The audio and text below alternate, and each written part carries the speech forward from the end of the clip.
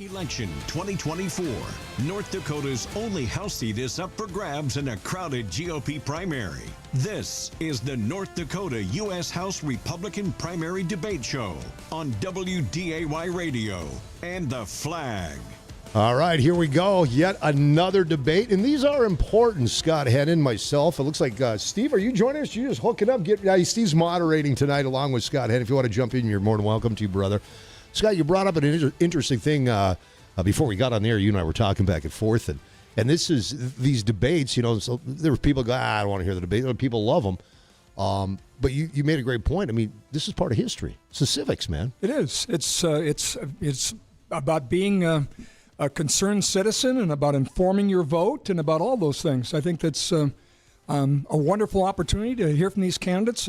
I'm always amazed the amount of people who wait till sort of the 11th hour. That's why we're glad to have these literally on the heels of next Tuesday's vote. Early voting's already started, so a good opportunity here tonight from 4 candidates. Julie Fedorchak, Rick Becker, Alex Balazs, and Cara Mund will all be here. And our questions have been informed, Jay, really by our listeners in all of the conversations that have come up with the individual candidates and just the topics they care about that we talk about continually. So your questions are going to get answered in one form or another on the topics you care about tonight, and we're looking forward to it. And this is, by the way, folks, this is the last debate before the primary vote on June 11th, which is Tuesday. It is, exactly right. So you definitely want to be tuned in if you haven't taken advantage of early voting because you're still on the fence. I don't know. Tonight's the night that can make that decision for you. Exactly. We should tell folks, by the way, that the debate will be from 6 until 8 o'clock. At 8 o'clock, we're going to open up the phones, and you can post-debate. Yeah, give us rate the debate. Tell us what you like, what you heard, what you didn't hear.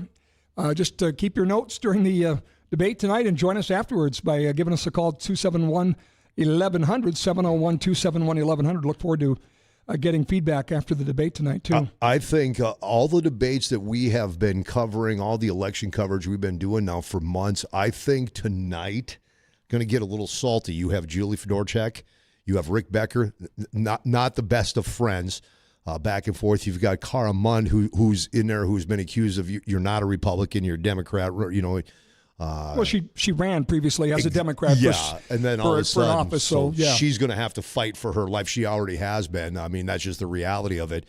But she's going to have to be able to jump in there tonight and start swinging and taking some hits. And I don't know much about Alex. Let's talk a little bit about Alex Balls. Is it Balazs? Balazs. Yeah. I know you had him on your show a couple times. Give us his background. I know he's military. Yeah, he's actually an Army, Navy, and Air Force vet. That's outstanding. It's pretty incredible. He worked for the State Department for a lot of years, and so he has a worldview of having been in the trenches before, in diplomacy, and obviously great military experience. Yeah, right here, a former senior foreign service officer for the U.S. Department of State. Exactly right. Wow. He had family that homesteaded up by, I think, Oaks. Is it by Oaks? No, it's by Candu, I think, up by Candu, North Dakota. And so moved back here in retirement and decided, hey, I'm going to put my name in this race and put a sizable chunk of his own money into the campaign. And everybody that's met him that I've spoken with or heard him on the air or whatever had something to say was impressed with him. I haven't heard a bad word about this man. Yeah. Well, I just for being a complete newcomer, I mean, it's challenged. Obviously, nobody's heard the name Alex Balazs before. I mean, if you're handicapping this, the name ID, if you will, the familiarity that people have with the candidates comes usually from being on a ballot before, being in the news cycle, and so he doesn't have that advantage where Julie Fedorchak would, having served on the Public Service Commission and been in politics since the Schaefer years. Rick Becker in his time in the legislature and his run against John Hoeven last time would have more, I guess, political experience and more time on a ballot. So he's definitely at a disadvantage there, but he's a solid candidate. Yeah, he says it's time for me to roll up my sleeves once again and protect our constitutional republic by advancing our conservative principles in Congress and stop the crisis at the border now. I like that. Steve Hallstrom, welcome, brother. Hey, guys. Another one that's going to be you and Scott tonight moderating. I believe so. Yeah. If someone else wants to jump in, I can go get some pizza. But no, we got that coming, by the way. Oh, good. I was going to say there's no food out there. Like, these are the important things. Two things you guys have said that I want to jump onto. Rick and Julie didn't like each other the first time around. That was 2 months ago. Since then, things have not cooled off much. No. The campaign has still been a campaign, no doubt about that. And who would have thought, did anybody have Dylan Mulvaney on their bingo card? Oh, no, is that going to come up, guys, tonight in the debate? It's a fair chance. It's got to come up. It's got to come up, That doesn't one it? came out of nowhere. Yep. Nowhere. Yeah, and for folks that have not followed this, Dylan Mulvaney obviously was involved in the whole brouhaha Crushed Bud Light. over Bud Light because she was hired as an influencer He for was Bud Light. hired as an influencer. Thank you. Was I've done it too, buddy. I know. It's that's why there's they. Yeah. They were on a can. Any other Bud Light pronouns you can. want to throw out while we're going at it? Anyway, long story short, it was a big controversy, caused Bud Light a lot of PR headaches for sure. But the Becker campaign hired Dylan Mulvaney to do a spoof endorsement of Julie Fedorchak. And my thought is if you're going to do something like that, you wouldn't want your fingerprints on it. But actually, the Becker folks were bragging about it. They thought it was fun doing it and had a good time doing it. So. And did you see the follow-up video from Mulvaney? We were watching it today where he says, hey, I'm look, so I was spoofed into the... Yeah, come I on, didn't know. Julie. Oh, is that right? Oh, yeah, you got to watch it. Yeah, so it wasn't... CYA. I'm trying to figure out the right name for it too, Scotty. Spoof endorsement wasn't what it was. No. It was like a fake, like... Good, go get him. Congrats. Best wishes with your new adventure working with the rhinos in D.C. And of course, Dylan Mulvaney has no idea. Like, I just heard that you're going to go to a new zoo. And so I'm trying to figure out if I'm Julie Fedorchak, if I'm really mad about it, or if I just feel like I got slightly punked, or if it's just like all in good fun. I don't think she's going to look at it as all in good fun because there wasn't anything derogatory toward her in this one. It was more almost poking fun at how stupid Dylan Mulvaney was, but it's not good. It won't be received well. I want to know what Becker paid for that. That's what I want to know. Well, and that's been the controversy, honestly, is that you would take campaign money and that's why I bring it up. Give it to Dylan Mulvaney. Yeah. I don't know that anything sinister happened here, but it's not probably your most constructive use of campaign finance assets, right? No, but let's maybe be honest. It was $100. Who knows? Oh, got to be more than that. No, yeah, it's got to be. Becker has never gone down the conventional roads when it comes to campaigning or actually being in office. I mean, that's Rick Becker. Let's talk about Julie Fedorchak, member of the North Dakota Public Service Commission, been there since 2013. President of the National Association of Regulatory Utility Commissioners. She's got a pretty impressive background, and she is very well liked in this state. Yeah, the ag and energy support for her is pretty extraordinary. You had Doug Goring, the state ag commissioner, come out and endorse her along with the head of the oil and gas industry in North Dakota, as well as the coal industry. Jason Bohr from Lignite Energy Council, Ron Ness from the Petroleum Council.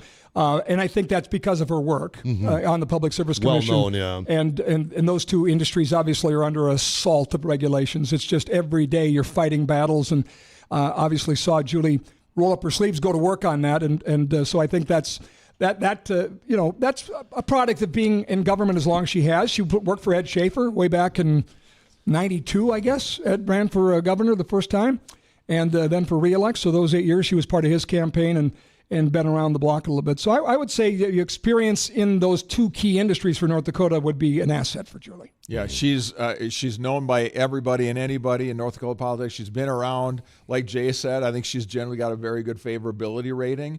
Maybe people in the East don't know her as much as people out in the Bismarck area do, but you can say that about a lot of these candidates. Say about Becker, you can one part of the state or another. The other thing I wanted to say, you guys are talking about Alex Balazs. Alex needs to be part of the team going forward. I don't know in what fashion. What do you mean? I want him part of Republican politics in North Dakota and potentially beyond going forward. Well, let me stop you right there because evidently he has not been in North Dakota politics because I've never heard his name. No, he came back. He moved back to retire here. So but I've never heard his name in the political world. So this is a first for him. That's right. Complete newcomer. Yeah, he's a newcomer. So he's rolling like Trump, saying got the I'm endorsement getting in at the convention. Yeah, he did, which was a surprise to a lot of people. And that was that whole crazy game that was played in the last day. But he can say, I am endorsed by North Dakota Republican. Yeah, because was there a couple rounds in that voting in the second round? What happened was the Becker camp spoiled the ballots to prevent Fedorchak from getting the nomination, and the strategy worked, and Julie withdrew, and then ultimately Alex claimed the prize. Yeah, handled it very well. I think she came away looking that as above the fray and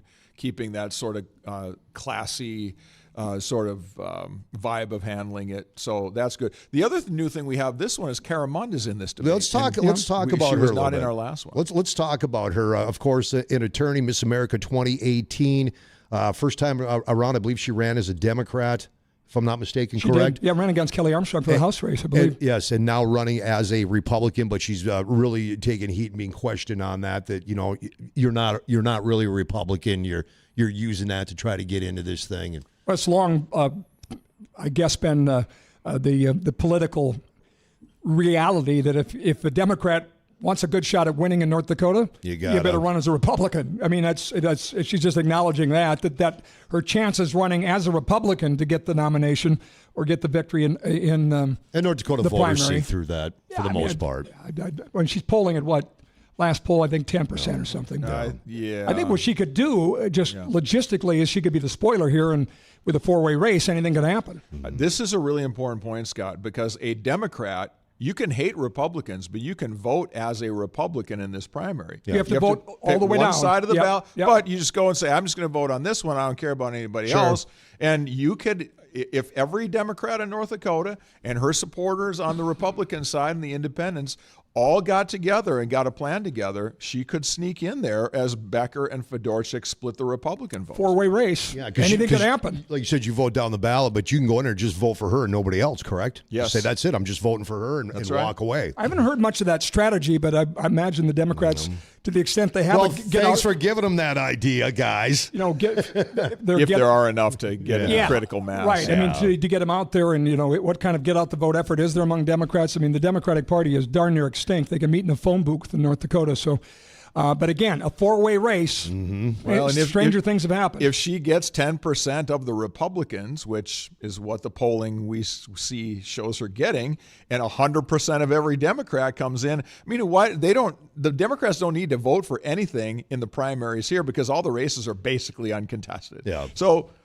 if they're organized and they want to figure out a way to do it, they could find a way to do it. I can't believe you guys are giving away the playbook, man. Hey, we're not pulling for teams here. We're here talking about what's got to like we see it. Tomorrow, by the way, we're not done tonight. Tomorrow, it is the North Dakota gubernatorial Republican primary debate. This is going to be a good one, too, because these two do not like each other as well, and this has been an ugly campaign.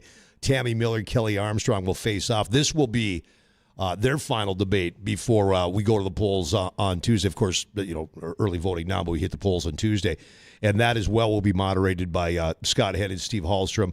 I'll be doing the pre-debate coverage as well. That starts at 6:30 tomorrow. That's going to be a good one. The Chamber hosted a event with the North Dakota Broadcasters Association and some other groups, and I watched it. The feedback from that debate was they agreed on so much that there wasn't necessarily a lot of fireworks, that they were pretty much agreeing on everything. But certainly the ad wars have been, Too Tall Tammy and the whole bit about Kelly Armstrong and clients he defended before. Selling all the stock or whatever it is and all this. And I'll tell you, when it comes to Tammy, I never met Tammy Miller until I had her on my program a couple weeks ago.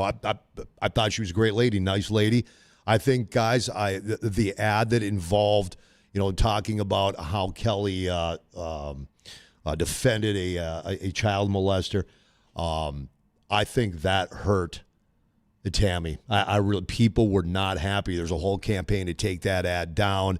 I had one of the gals on my program that was one of those victims, and they didn't want any part of it. A survivor, and they were not happy.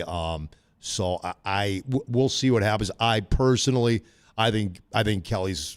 He's a runaway for the governorship in North Dakota. The polling shows him with a strong lead. Again, to the extent we trust polling these days, who knows? Yeah. But his lead is so far ahead. And there again, Tammy Miller is known in the political circles as a lieutenant governor for 2 years, right?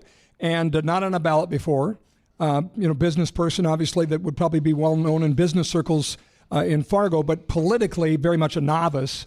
Against somebody that has obviously been in the legislature, run for the House and won 3 times, Kelly, 1 or 4? Yeah. So obviously that appearance on the ballot and that statewide name ID makes a big difference. What do you think we're going to see tonight? Do you think we're going to see fireworks, Steve? especially between Becker and It's hard to Fedorchak? know. I mean, this has been a long.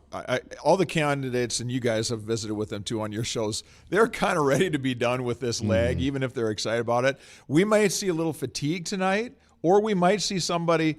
I can see Rick Becker going, okay, the polls are saying I'm down 7. I got to make something happen, and he could go scorched earth tonight. He absolutely could.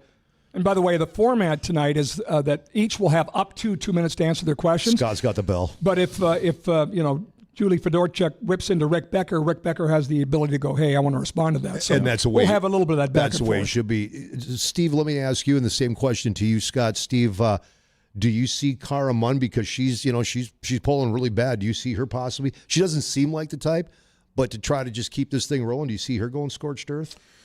Maybe. What is scorched earth? Just define that. Throw it all out there and go after my opponents. Yeah, attacking opponents. Holding nothing back. Yep. Yeah, I mean, she could. Everybody besides her, from my sense, is really clamoring to be known as a Trump conservative, right alongside Donald Trump. There I am too. My sense is Cara doesn't care about that, and so she could try to find every Republican vote that is not a pro-Trump Republican in North Dakota, which I don't know, there might be 13 people out there like that, but she could try to go that route to try to draw some kind of a coalition. I don't know, Jay, what her approach is going to be. It's going to be really interesting to see how she approaches this. And I don't have a good sense. Scott, how about you? Yeah, I mean, your job here is to differentiate yourself, promote your positives. You know what you plan to do, and obviously when you get the chance, point out a negative about an opponent. But I don't know that I'd call it scorched earth. I think just probably aggressive. Be a better way to say how aggressive are they going to get. With addressing things that have come up. I mean, I don't know. I've never been a political candidate for anything in my life. I've followed politics in North Dakota since 1986, way back to the Mark Andrews, Kent Conrad race, for crying out loud. So I'll date myself as a dinosaur. And, in my mind, I can't imagine having all these things said about you and not wanting to snap, basically, and say, you said this about me and that's not true, and get a little aggressive about it. And you very often don't see it because I think people just feel like if you're explaining you're losing, or, if you lose, you're cool. You don't, you might lose some folks as well. So I think we'll see mostly North Dakota nice. I kind of think that too, Scott. I am interested to hear what Cara Mund has to say about some of these other issues. We don't know her very well, what she feels about spending or the border or, law enforcement or any of these other issues that might come up. We just don't know where she is at on a lot of these things. She's been on, a couple of the debates now and has had her stance out there, but every soundbite I hear from every newscast about her is just her stance on abortion. And she has kind of got this billing as a one candidate or one issue candidate. I don't know that that's fair, but it's what we keep hearing. So I'm interested to hear how she's obviously a bright person. You don't get to go through law school and be a practicing attorney if you're not someone who's got, a clear way about you and can process issues and a lot of data and figure out how to respond to that. So I expect that she'll give a good account of herself tonight. I just don't think this is a Republican primary. I just don't know that Republicans will feel like I know her well enough to feel like I want to vote for her, especially in the western part of the state. So we'll see. 5:52. The debate will start right at 6 o'clock, guys. All 4 candidates are here. I see them milling around in the green room. I'm looking at the comments on the live feed from our Facebook page. I love this one. I got to read this one. I'll tune back in when the candidates come on. These guys are not informed, and I've heard all these lines before. Okay. All right, whatever. We'll take the shots. Sure, man, mind. take the shot. I don't care. Yeah. Boy, it's Rick Becker and Julie Fedorchak. If you look at the comments, it's both good and bad for both of them. It's about equal. Cara Mund, same. We were getting Cara Mund's a plant. Everybody's entitled to their opinions. We'll see tonight. We're going to find out tonight with the debate, and we're being told that 350 went to Cameo, not Dylan. I don't know who Cameo is. $350. Yeah, that's what was paid on that. $350. That's all it takes to get Dylan Mulvaney to make a video for you. Jeez, $350 more than I'd pay. I wouldn't give $350. Oh, I would for the right thing in the right situation. Oh, absolutely. No way. No, thank you. Not condoning that. Oh, to punk a friend? Oh, I'd be all over that. I've got some buddies that. Would you do it with the people's money that was donated to you? He donated $80 million of his own money to the campaign, so he's spending his own probably more than anybody else's. I get it. It's a fair question to ask. Yeah. For $350, though, bigger sins have been committed on the campaign trail for sure. Yeah, a lot of them. Good luck, Rick. We support you, Rick. Alex, who, and I think that's Alex's problem, is he's just not known. Mm-hmm. I mean, there's been no marketing campaign for him. Yeah, there's just nothing out there. I will say this, the guy has been everywhere. Yeah. I mean, he just goes into every little nook and cranny and coffee shop. And after the last debate, he said, I'll be over at McDonald's. Anybody wants to go over on 32nd? Come on by and say hi. So he's done the grassroots version of the campaign for sure. And he's been at every banquet, every fundraiser that I've seen, anything for a conservative cause, and there have been a few. So, you're not going to beat him on sweat equity and hustle. It's just that with a brand, you've got to be able to get it out there more than he's been able to. And so, but obviously he knew that going in. He's just going to take his chances doing the best he can with that. And mind you, he'll have an R next to his name as the endorsed candidate, right? Yeah. So that means something. In a way, it's refreshing, right? I mean, it shouldn't be about who can get the most people to write big checks to you, but sadly it is. That's a part of the game. It's money, man. It's a money game. And again, rate the debate. Join us after. I'd love to hear from you and tell us a little bit about who you thought did well, what you liked, what you didn't like. You get a chance to sound off after tonight's debate, which will take place starting in about 4.5 minutes from right now. Yeah, also primary election night, we'll have full coverage for you as well. I believe we start that at 7 p.m. We'll bring you live election results of North Dakota's statewide primary elections, also the local races, a lot of stuff going on. Fargo, West Fargo City Commission races, Fargo School Boards, you got Cass County Commission, and a lot more. Scott and Steve will be here as well. I'll be here that night as well. So, all right, the music tells us I got to roll out of here. You two got to get in position and get ready to have some fun with the candidates. 2-hour debate. It starts at 6 o'clock here on AM 1100 The Flag and 970 WDAY. Enjoy it, folks. Joe Biden's inflation is hitting North Dakota farmers the hardest. Our farmers need strong leadership from North Dakota's voice in Congress. Do you know what Rick Becker thinks of the American farmer? They've become barely anything more than a tool of the federal government. Rick Becker wants to end federal crop insurance. I don't support any federal insurance. Crop insurance is a critical safety net for our farmers. They put it all on the line every year. Rick Becker just doesn't get it. I don't know the price of jack when it comes to agricultural products. Rick Becker is wrong about federal crop insurance. Rick Becker is wrong about our farmers. Rick Becker is wrong for North Dakota. Paid for by Brighter Future Alliance at brighterfuturealliance.org and not authorized by any candidate or candidates committee. Brighter Future Alliance is responsible for the content of this advertising.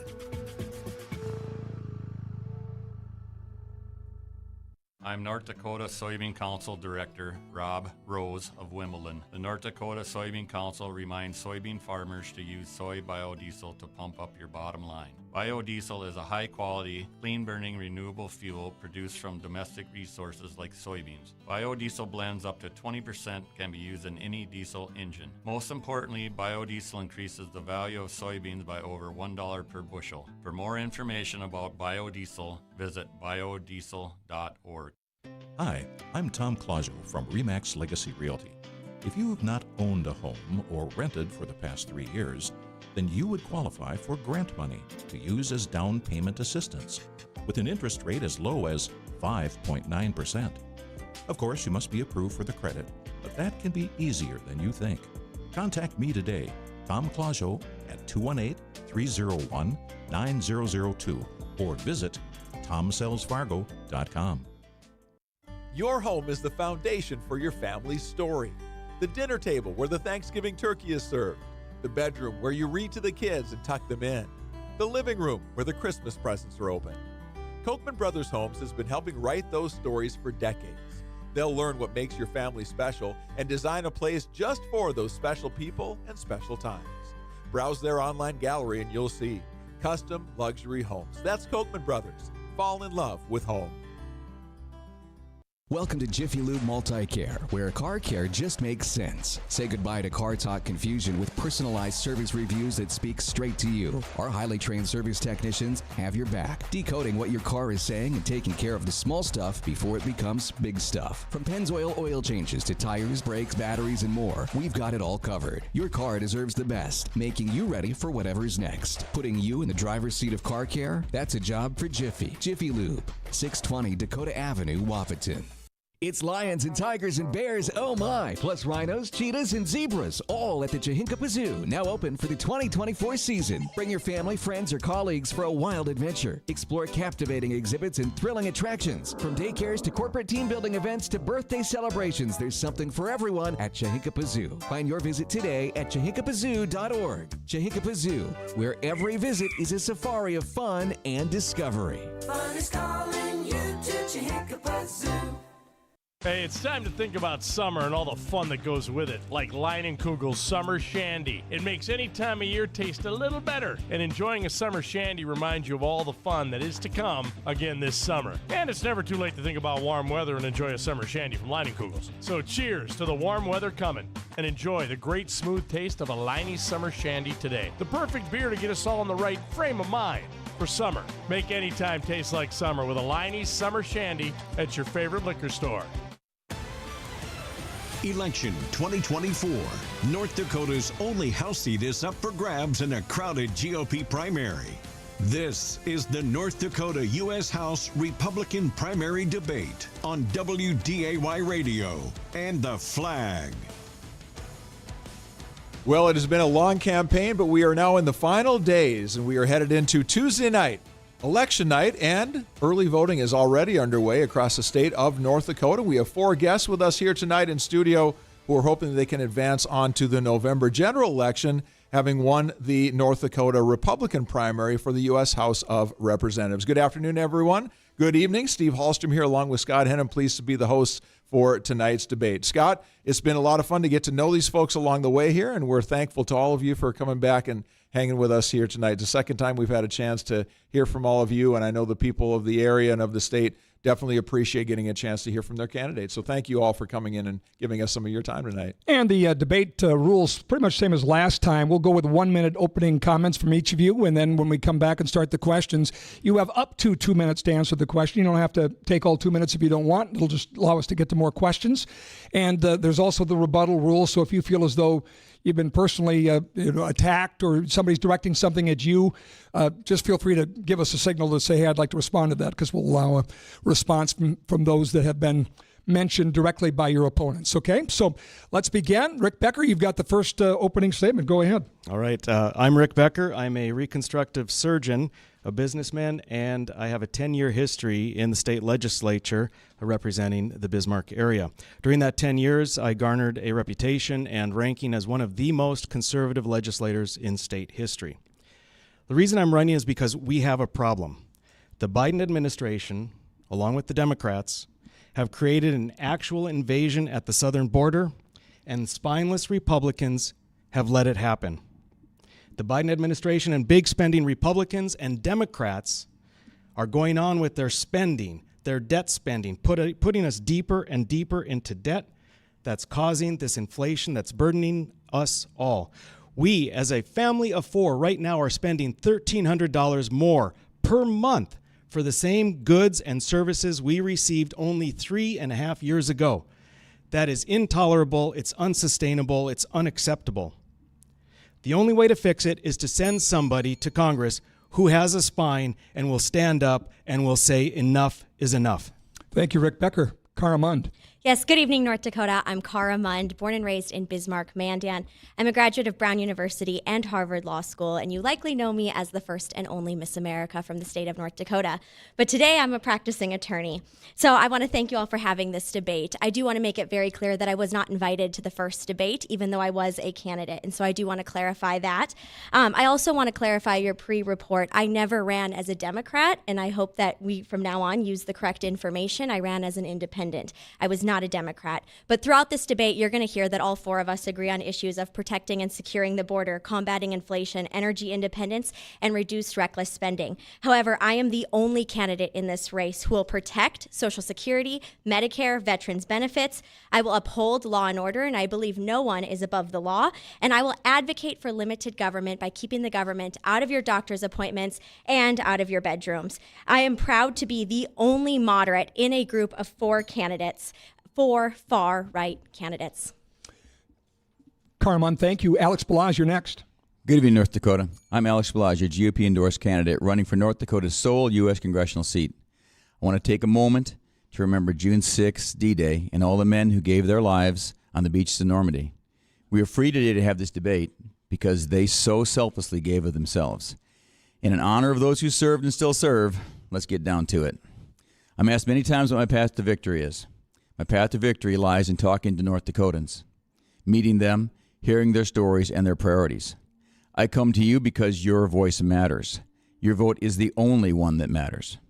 What I heard repeatedly over the last few months was that securing the border, cutting government spending, and stopping U.S. taxpayer dollars from being wasted was your priorities.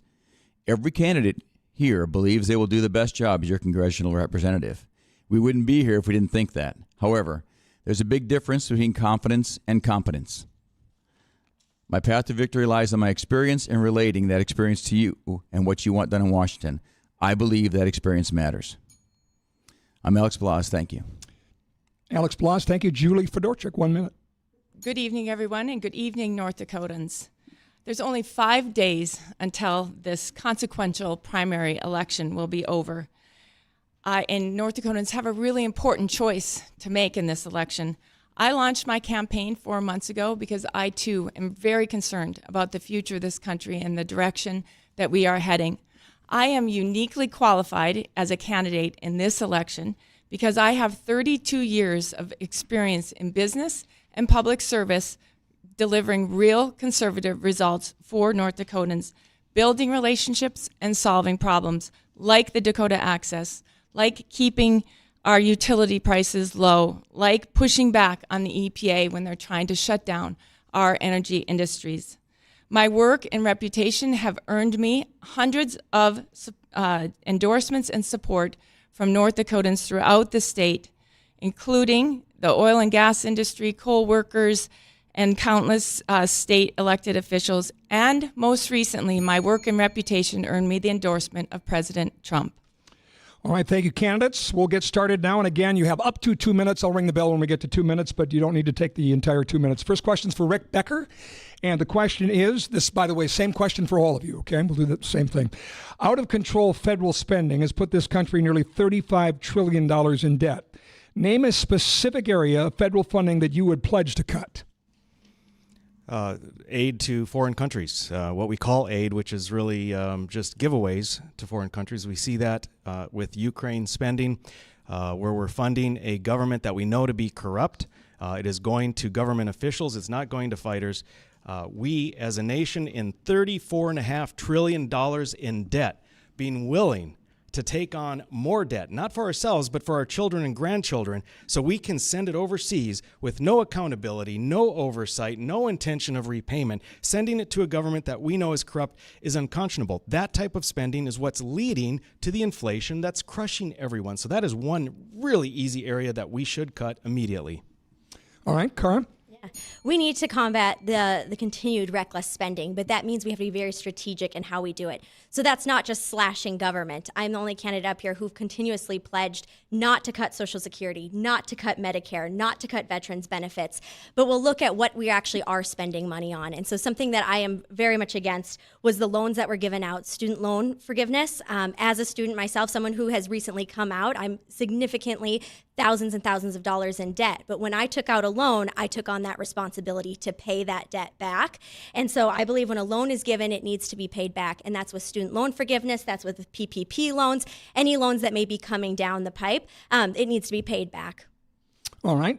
Alex, and by the way, just to be clarified, that you would cut any additional, the question was, what's a specific cut? And you're saying it would be ending the student loan forgiveness program. Yes. Okay. Alex? Yeah, Thanks, Scott. And if you want the question repeated, just ask me. Yeah. So let's just start so we're clear going forward. I have not said Cara, but it's okay. Things get long in a campaign that I would cut Social Security. We'll discuss Social Security later, but specifically what needs to be cut right now, and the low-hanging fruit and the easy thing to say is to say we're going to cut foreign aid. But the reality is you got to cut the size of government. So I've explained it before in many different town halls. You got to cut out the seniors that are in government. And Trump needs to do that, number one, so that he can run his government. But that alone will cut billions of dollars out of your government spending. And that's long-term spending. That's not just a one-off where you're going to get it. Because next year you're going to go back and help somebody overseas so you can get a critical element. You do have to cut that, but the bottom line is you got to cut the size of government. We got to start right away when we do that. And you can do that, number one, using the Inspector General's office is because they function, and every year they save the government $21 billion. And those Inspector Generals report to where? To Congress. So when you go there, you got to know how that works and save that money. $532 billion over 20 years has been saved already. So let's look at what the real savings are in government and how we can do it right away. All right, again, specific area of cut first would be is what? The size of government. Overall, just the Federal size. government. You got to cut out the senior leaders. You have to.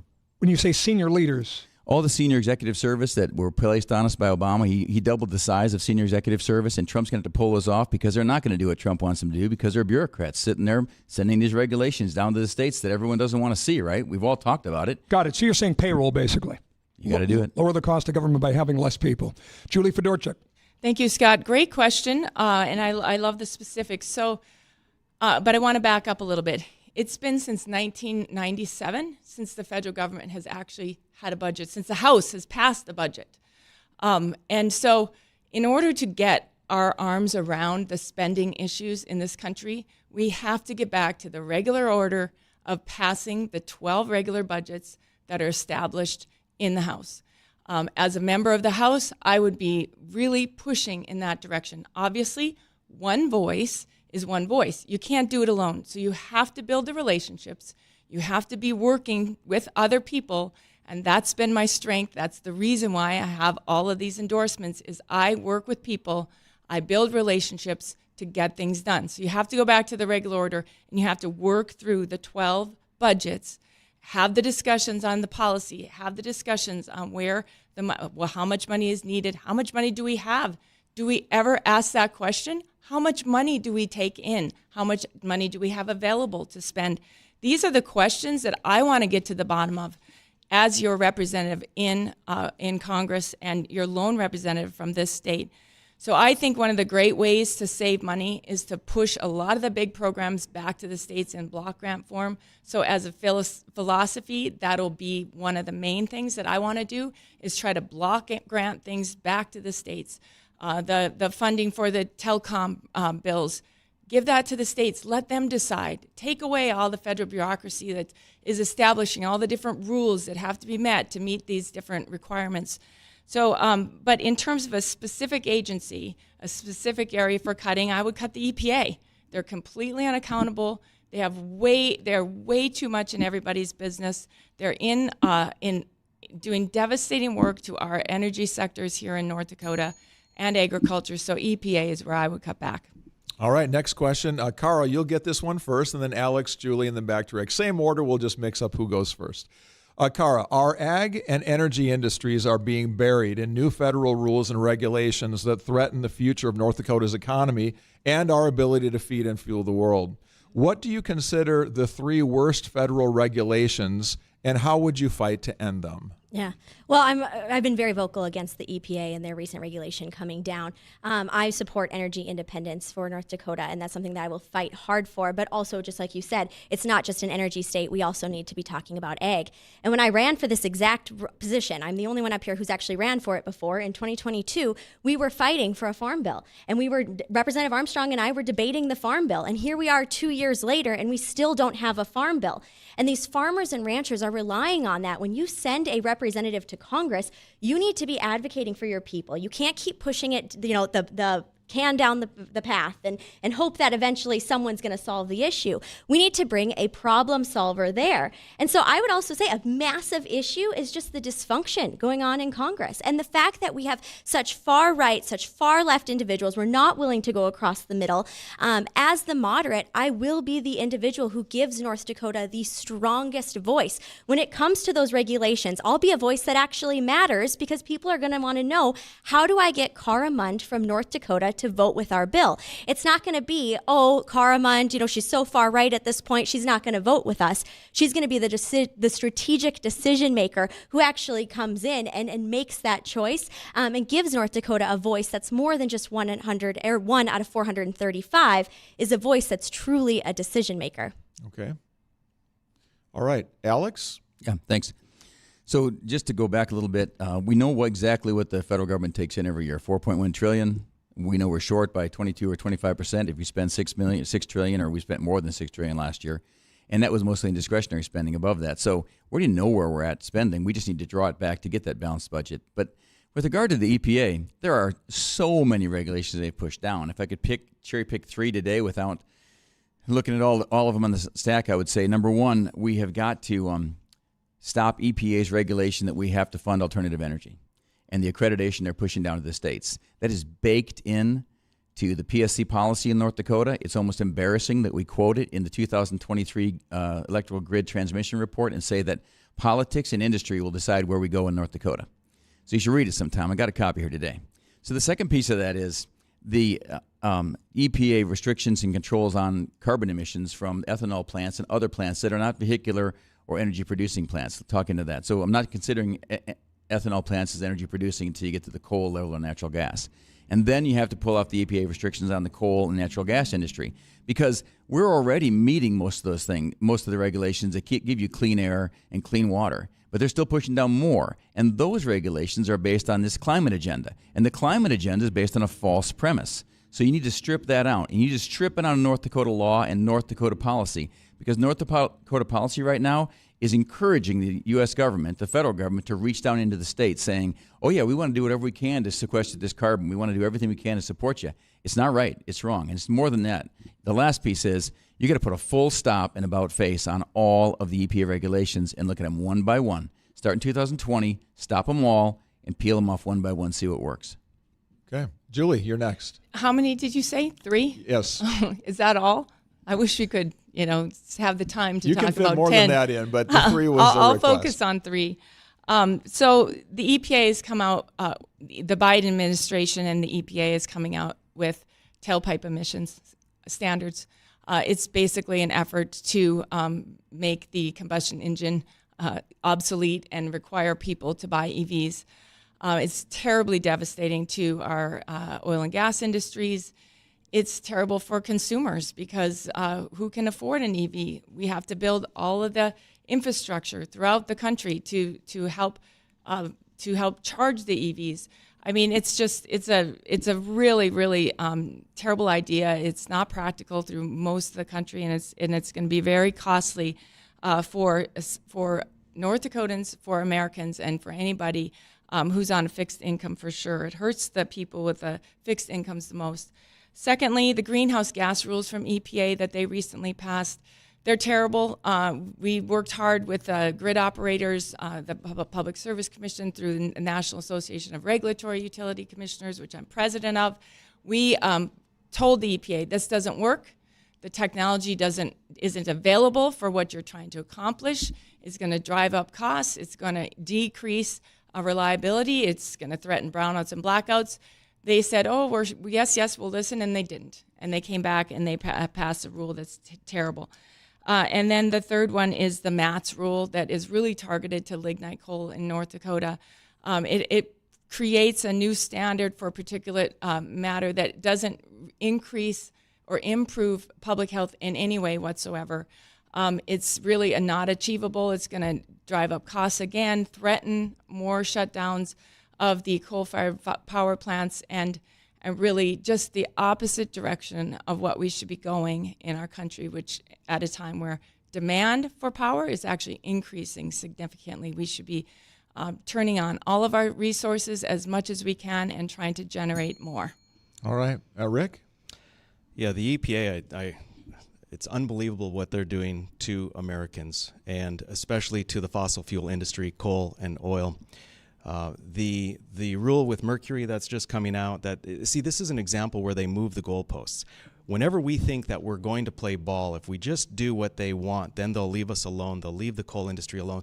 They will never leave us alone. They're always going to move the goalposts. So I would say the mercury requirements are so far below what's scientifically reasonable. We need to stop that immediately.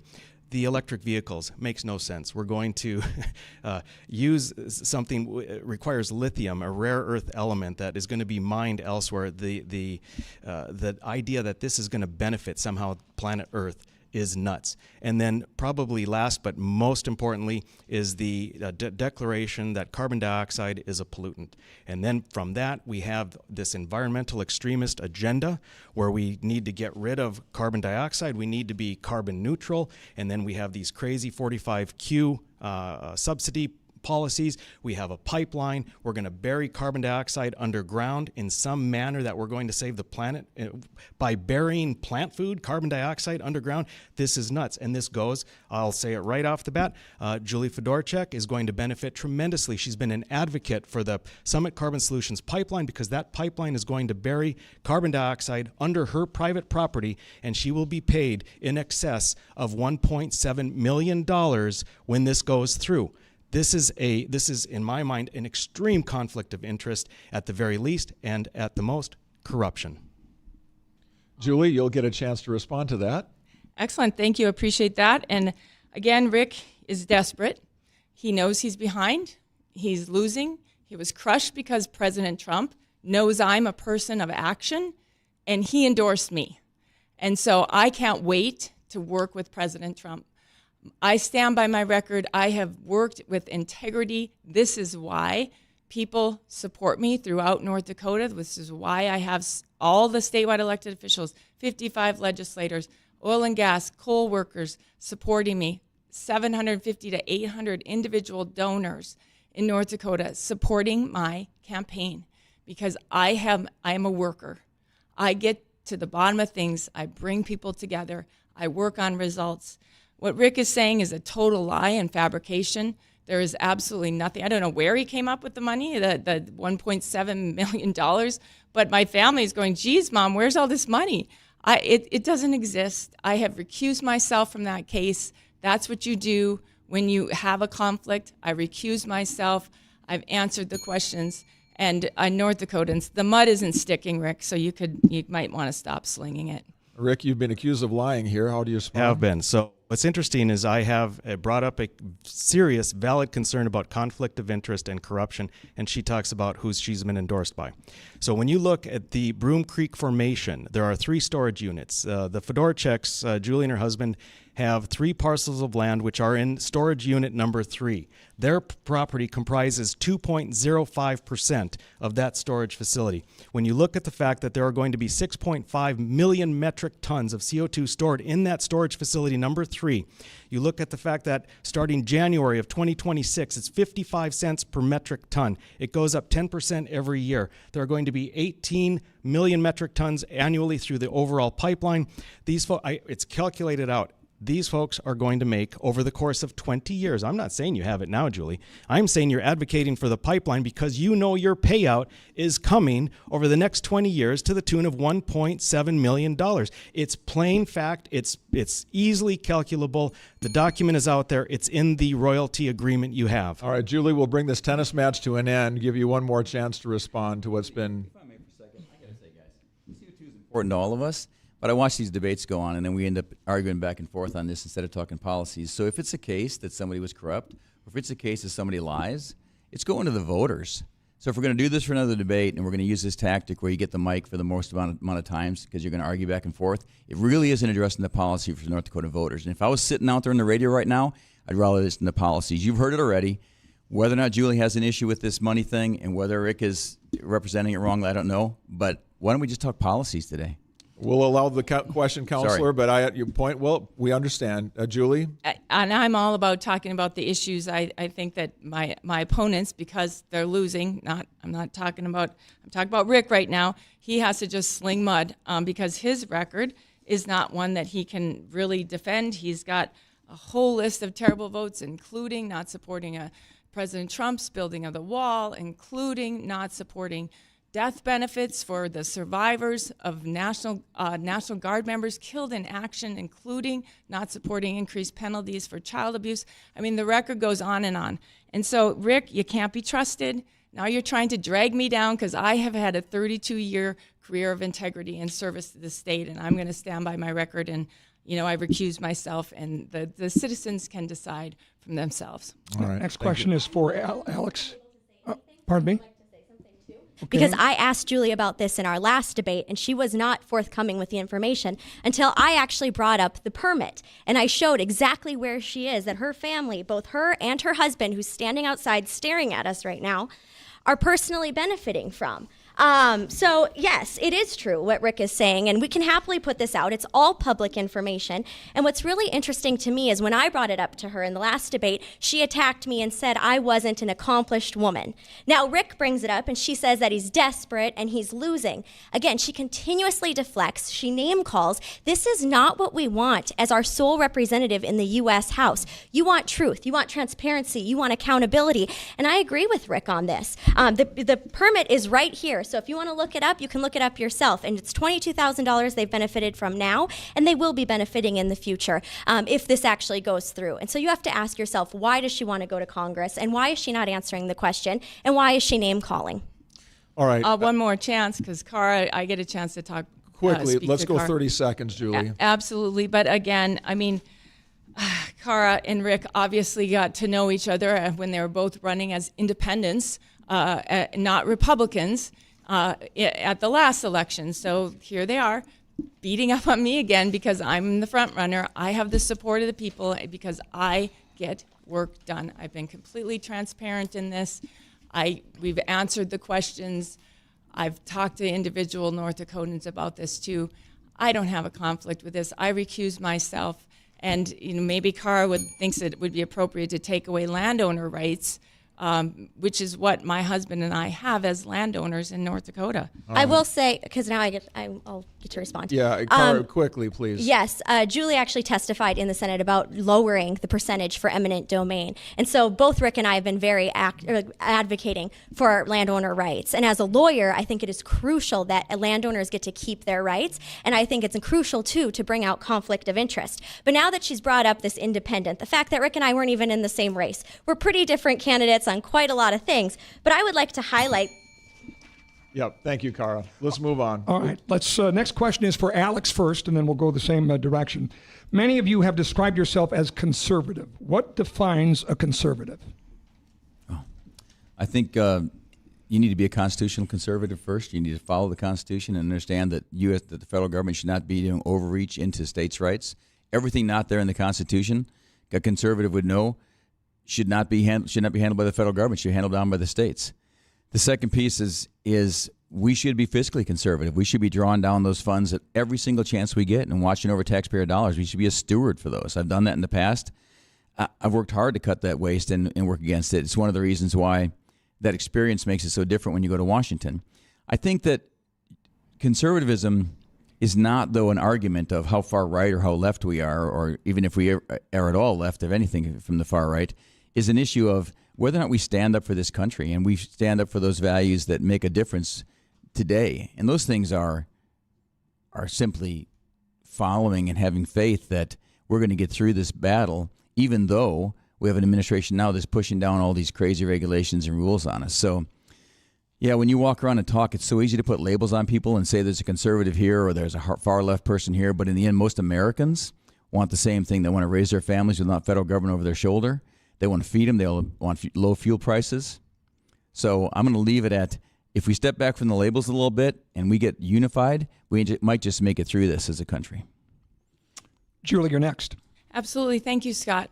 So in my opinion, conservatism is a mindset and a way of life. It's something that I was raised with. My parents both were diehard conservatives. They grew up during the Great Depression in North Dakota on the very unforgiving prairies of western North Dakota in Ryder and Parshall, where they barely had enough food to get through the winters, and they really just had to make their way with their parents and on the farm.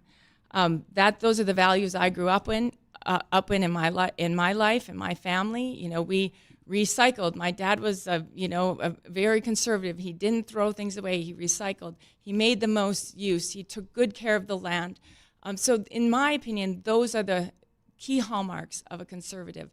Independence, relying on yourselves first, doing the very best with what you've been given by God, doing the very best with those resources, being community-minded, and that translates then into government that is limited government, that isn't in the people's face, that is, takes good use and makes good use of the resources that it has, that encourages families, that encourages parents to be the primary in there. It gets out of the way of all those important, fundamental,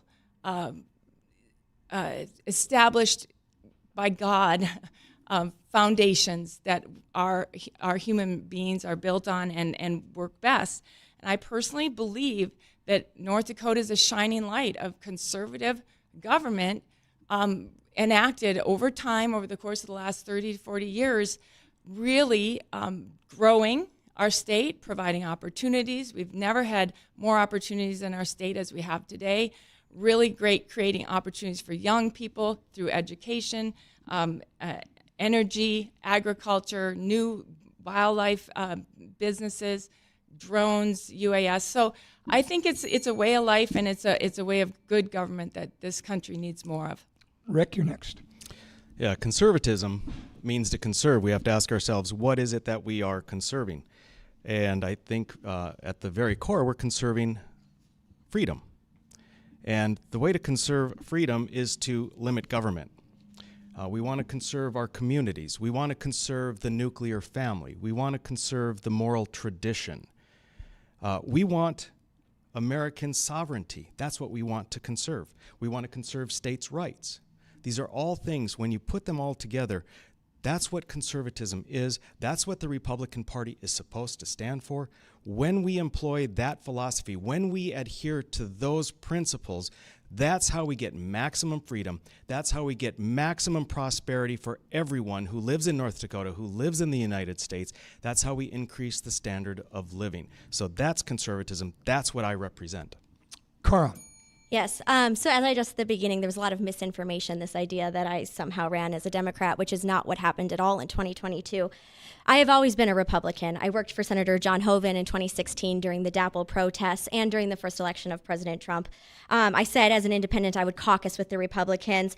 I was at the State of the Union under President Trump as well. So I have had ties to the party. To me, being a conservative is truly limited government, which means getting the government out of your doctor's appointments, out of your bedrooms, not controlling women, giving them the rights to their own health care. It means less restrictions and energy independence, and it means doing the work, which is exactly what I did in 2022. And so now going back to the part where I got cut off, I want to highlight that the North Dakota Century Code explicitly states independent candidates will be designated on the general election ballot as independent nominations and will not carry a specific party designation or affiliation. And I think it's really concerning when you have someone who's advocating on her continued years of experience who doesn't know how to read the Century Code. The reality is Rick and I never ran with another party. We just didn't feel represented, and we were conservatives who took the initiative. We didn't wait for someone to pave the path, someone to force us to drop out to make it easier for them to win. We took that initiative and we took the conservative approach. All right, we'll take a short break here, about a 5-minute break, and give our candidates a chance to catch their breath and then come up with the next round of questions as the U.S. House primary debate continues on AM 1100 The Flag and 970 WDAY. 5-minute break and we'll be back.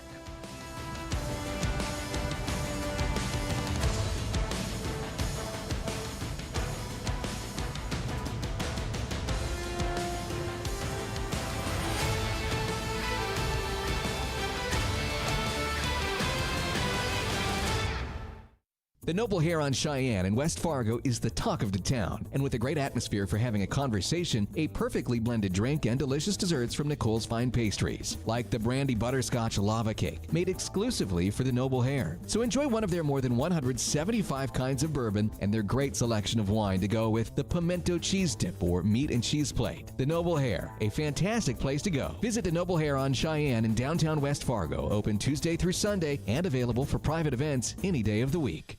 Whether it's on the farm or around the fleet, your service truck can be the lifeblood of your farm. If your diesel service isn't running like it used to, then talk to the team at ATI Fargo. If you have a 2011 to 2023 6.7 Power Stroke that needs a little love, ATI Fargo is the place to take it. From turbo failures and oil leaks to solid solutions for your emissions issues. The crew at ATI Fargo knows these engines inside and out, and they have a 2-year, 24,000-mile warranty on all new parts. That's ATI Fargo. Paid for by Christian Care Ministry. You know, it's true. Difficult times have a way of focusing us. We have to think about what matters most when it comes to our spending, our health care. This is why so many people are joining Medishare right now. Medishare is a trusted way to save up to 50% on your monthly health care costs. More than 400,000 people have already made the switch, especially now during this challenging season with health care costs and out-of-pocket expenses going up. Medishare can save you a lot of money. The typical family saves $500 a month. Medishare works, too. It's been around for 30 years. Members have shared more than $5 billion of each other's bills. There are different options to choose from to fit your budget. I'll give you the number here in a second, and if you call, you can get a price within 2 minutes. Maybe now is the perfect time to make the switch and start saving. Here you go. Call 855-51-BIBLE. That's 855-51-BIBLE. 855-51-BIBLE. It's Scott here. Looking to build in 2024? Don't forget to include Olaf Anderson in your plans. They're your go-to team for ensuring everything from cost to materials is perfectly aligned for your project. Whether it's a small addition or a brand new build, you can trust Olaf Anderson to exceed your expectations. I say this from experience. Olaf Anderson is your turnkey commercial design build contractor. Visit olafanderson.com to get started today. Are you ready to turn your backyard into the ultimate hangout? Let Turf Tamers work their magic with beautiful patios, rock beds straight out of your dreams, and plants so vibrant your neighbors will be green with envy. At Turf Tamers, we're not just about making your yard look pretty the first time either. We handle all the nitty-gritty stuff too, like maintaining and refreshing your current landscapes and resealing your curbing. We'll even take care of your lawn care needs, from chemical applications to irrigation. Check us out at turftamersfargo.com. Looking for exceptional hospitality experience in our community? Look no further than KAJ Hospitality. We're proud to present our 5 local properties, each offering a unique and memorable stay. Whether traveling for business or leisure, we have something for everyone. From the Doubletree by Hilton, Hampton Inn and Suites, the Hilton Garden Inn, 4 Points by Sheraton, to the cozy Homewood Suites by Hilton in West Fargo. No matter which of our properties you choose, you can count on exceptional service and a warm welcome. KAJ Hospitality, here for people. Balmoral Golf Course has been a family-owned area favorite for over 60 years. Cut through native oak in the heart of Lakes Country, Balmoral features beautiful tree-lined fairways and some of the best greens in the area. From a complete clubhouse and pro shop to a challenging 18 holes, the staff at Balmoral are always working to make your round more enjoyable. Call or book your tee time online today at golfbalmoral.com. They are detectives, investigators, school resource officers and deputies, state attorneys, jail chaplains, beat cops, and canine handlers. They are the honorees of the Luther Family Ford Salute to Law Enforcement. Everyone at Luther Family Ford says thank you to the men and women who protect and serve our community. They deserve our support, our encouragement, and our thanks. So thank you to all of you who protect and serve us. From Luther Family Ford and AM 1100 The Flag, WZFG. This is the North Dakota U.S. House Republican primary debate on WDAY Radio and The Flag. Welcome back to our primary debate, the Republican candidates who are hoping to be the next person to represent our state in the U.S. House of Representatives. All right, we are through the first 3 questions here, so Let's get to the fourth one on our list. And this one will begin with Julie. You'll have the first chance to answer this question. And it's a two-part question, but we think that both parts of the question are simple enough. First part, does life begin at conception? And what, if any, exceptions would you support? So does life begin at conception? And then what, if any, exceptions would you support? I believe that life does begin at conception and it ends at natural death. And I think we need to support life through that entire time frame. And that's why I so strongly support developing a culture of life in this country that helps women choose life, because I think it is the best choice for women and for our society. As it relates to any exceptions, I have been on record saying I support exceptions for rape, incest, and life of the mother. And I think that those are, very reasonable exceptions and important exceptions. I also feel that it's appropriate what the Supreme Court has done with the pro-life issue, or with abortion. After the Dobbs decision, sending it back to the states so states can work it out. I have been on record saying that I think we should have a gestational limit in this country that we agree on nationally of about 16 weeks. That is what the Susan B. Anthony Foundation supports. They have endorsed me as the pro-life candidate in this race. And they also support life from conception to natural death.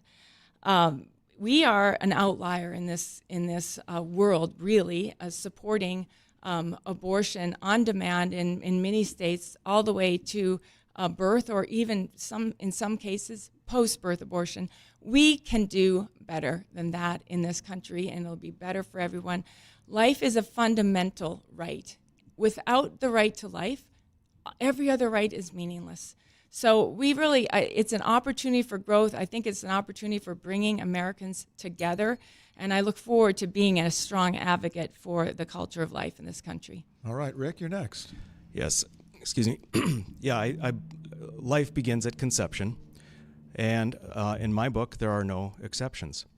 And that's the only logically consistent position you can take. If you believe that the baby is a baby at the point of conception, at no point is it okay to kill it.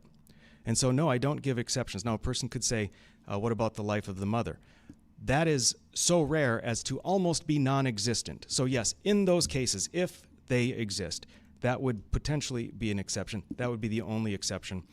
I have a 100% North Dakota Right to Life rating, and I also am endorsed by the national group Students for Life. In 2013, I will tell you, I voted wrong on life question. And ever since that time, I have admitted that was a mistake. I have been fiercely 100% pro-life since that time, without question. And I will remind the audience at the first debate that Julie Fedorchak, in her blog, wished that Roe v. Wade would be established law, would be accepted, so that women would have a choice. Julie, you'll get a minute to respond to that. Awesome, thank you. Again, Rick is the principled flip-flopper, my new title for Rick. He was for abortion, and then he was against it. He was against crop insurance, and now he's for it. He was for Bob Wood, somebody who endorsed him, and then he pulled him off of his website. He's talked about how he's against the wind industry, but he never, as a legislator, ever proposed anything to try to create laws that would restrict the wind development in the state. So again, you really can't trust him. Rick is a medical doctor. He went to medical school. He was 50 years old when he voted against those bills that would have made it illegal for abortions for genetic abnormalities and gender selection. My children, when they were 16, 15, 14, knew that was morally wrong. So I am so glad that Rick is 100% pro-life now, but we can't get away from the fact that he has flip-flopped on that issue and many others, and that's not what we need in our leaders in Washington. All right, we're going to move forward on this one. I believe both Rick and Julie have had a chance to articulate their positions. Cara? Yeah, faith plays an important part in my life. I am Catholic, but I don't believe my personal beliefs should dictate how I do legislation. There's a very false narrative in the state of North Dakota. We don't have a clinic that does elective abortion procedures. And so when this needs to be done, it's because it is the last resort. The fetus is likely not going to survive, but the woman still has to carry it. We're hearing doctors that are wanting to leave our state because of the restrictions placed on them. You know, as a Republican, we are advocating for limited government, but that doesn't mean in only certain situations. The government should not be in doctor's appointments, and they should not be in bedrooms. I also want to say I'm likely every one of us knows someone who's had a miscarriage. A miscarriage is considered a spontaneous abortion, and depending on at what point in that woman's pregnancy, that might require a procedure. We talk about exceptions. It's a 6-week exception. A lot of women don't even know they're pregnant. Also, the court system, you think that we're going to be able to prove rape and incest in 6 weeks? As a lawyer, I can tell you that that's not the case. We're talking life of the mother, so what does that mean? Does that mean when I'm in a hospital bed and I am bleeding out, I have to look at case law and I know at what point my life matters in the state of North Dakota? If we're going to uphold the Supreme Court decision and we're going to advocate for it, you can't turn around and then want a federal ban. You don't get it both ways. This idea of abortion past birth, I want to know who's doing abortions past birth. Again, this is a scare tactic. It's a false narrative, and it is really concerning when there's another woman in this race who had rights when she was having children, trying to take it away from women like me and spewing this false information. No one is having after birth abortions. This is just such false information. And at home, you should be advocating for your wives, your daughters, your sisters, your granddaughters. I am the only candidate who's putting them at the forefront of this. The government should not be there, and I am so proud to be the only Republican truly pushing for limited government. Cara, I just want to make sure I understand your answers to the question. Does life begin at conceptions, and what, if any, exceptions would you support? Yeah, my personal belief will not dictate my legislative policy, and so I don't think that I should have to be telling you. I mean, I'm Catholic, right? I think you can figure out what I personally believe, but at the end of the day, I'm not going to take my personal belief and say that's what's best for our country, and especially when you're looking at the fact that these exceptions are not enforceable in the state of North Dakota. Understand. We're losing doctors, and the life of the mother, I don't want to be hemorrhaging trying to know if my life matters. Understood. You're just choosing not to answer the question, which is your prerogative to do that. Okay, personally, yes, it starts at conception for me, but I will not do legislation based on that. That's not what's good for the country, and it's not what's good for North Dakota, and especially women whose lives are at stake. Got it, Cara. Thank you. Alex Balazs, your answer on this. Does life begin at conception? What, if any, exceptions would you support? Yes, I think life begins at conception. I think we should have a conception to death stance on being pro-life. I think that there's a couple more things that are equally important. So what are the real exceptions to that? There's already exceptions under the North Dakota law that protect a mom. So I dug into that a little bit and saw which cases they had looked at where they had truly egregious problems with the mom carrying the baby. Again, give you an example. One was herniated cerebrum, or they said brain, but there was no skull, and the baby was clearly dead. And they looked at it, and the mom was treated here in North Dakota. So while you could say there's no exceptions, there actually are cases where mothers have been treated in North Dakota properly when they had a non-viable fetus. And there was no criminal charges against them, and there shouldn't be any criminal charges against them. And there was no criminal charges against the doctors who did those. So I think there's an effective way forward there, but there's something else. I don't think that there's exceptions for rape and incest. And let me tell you what the conversation I got into recently. So Cara and I are going to vehemently disagree on this, okay? And that's okay, because we respectfully disagree on this.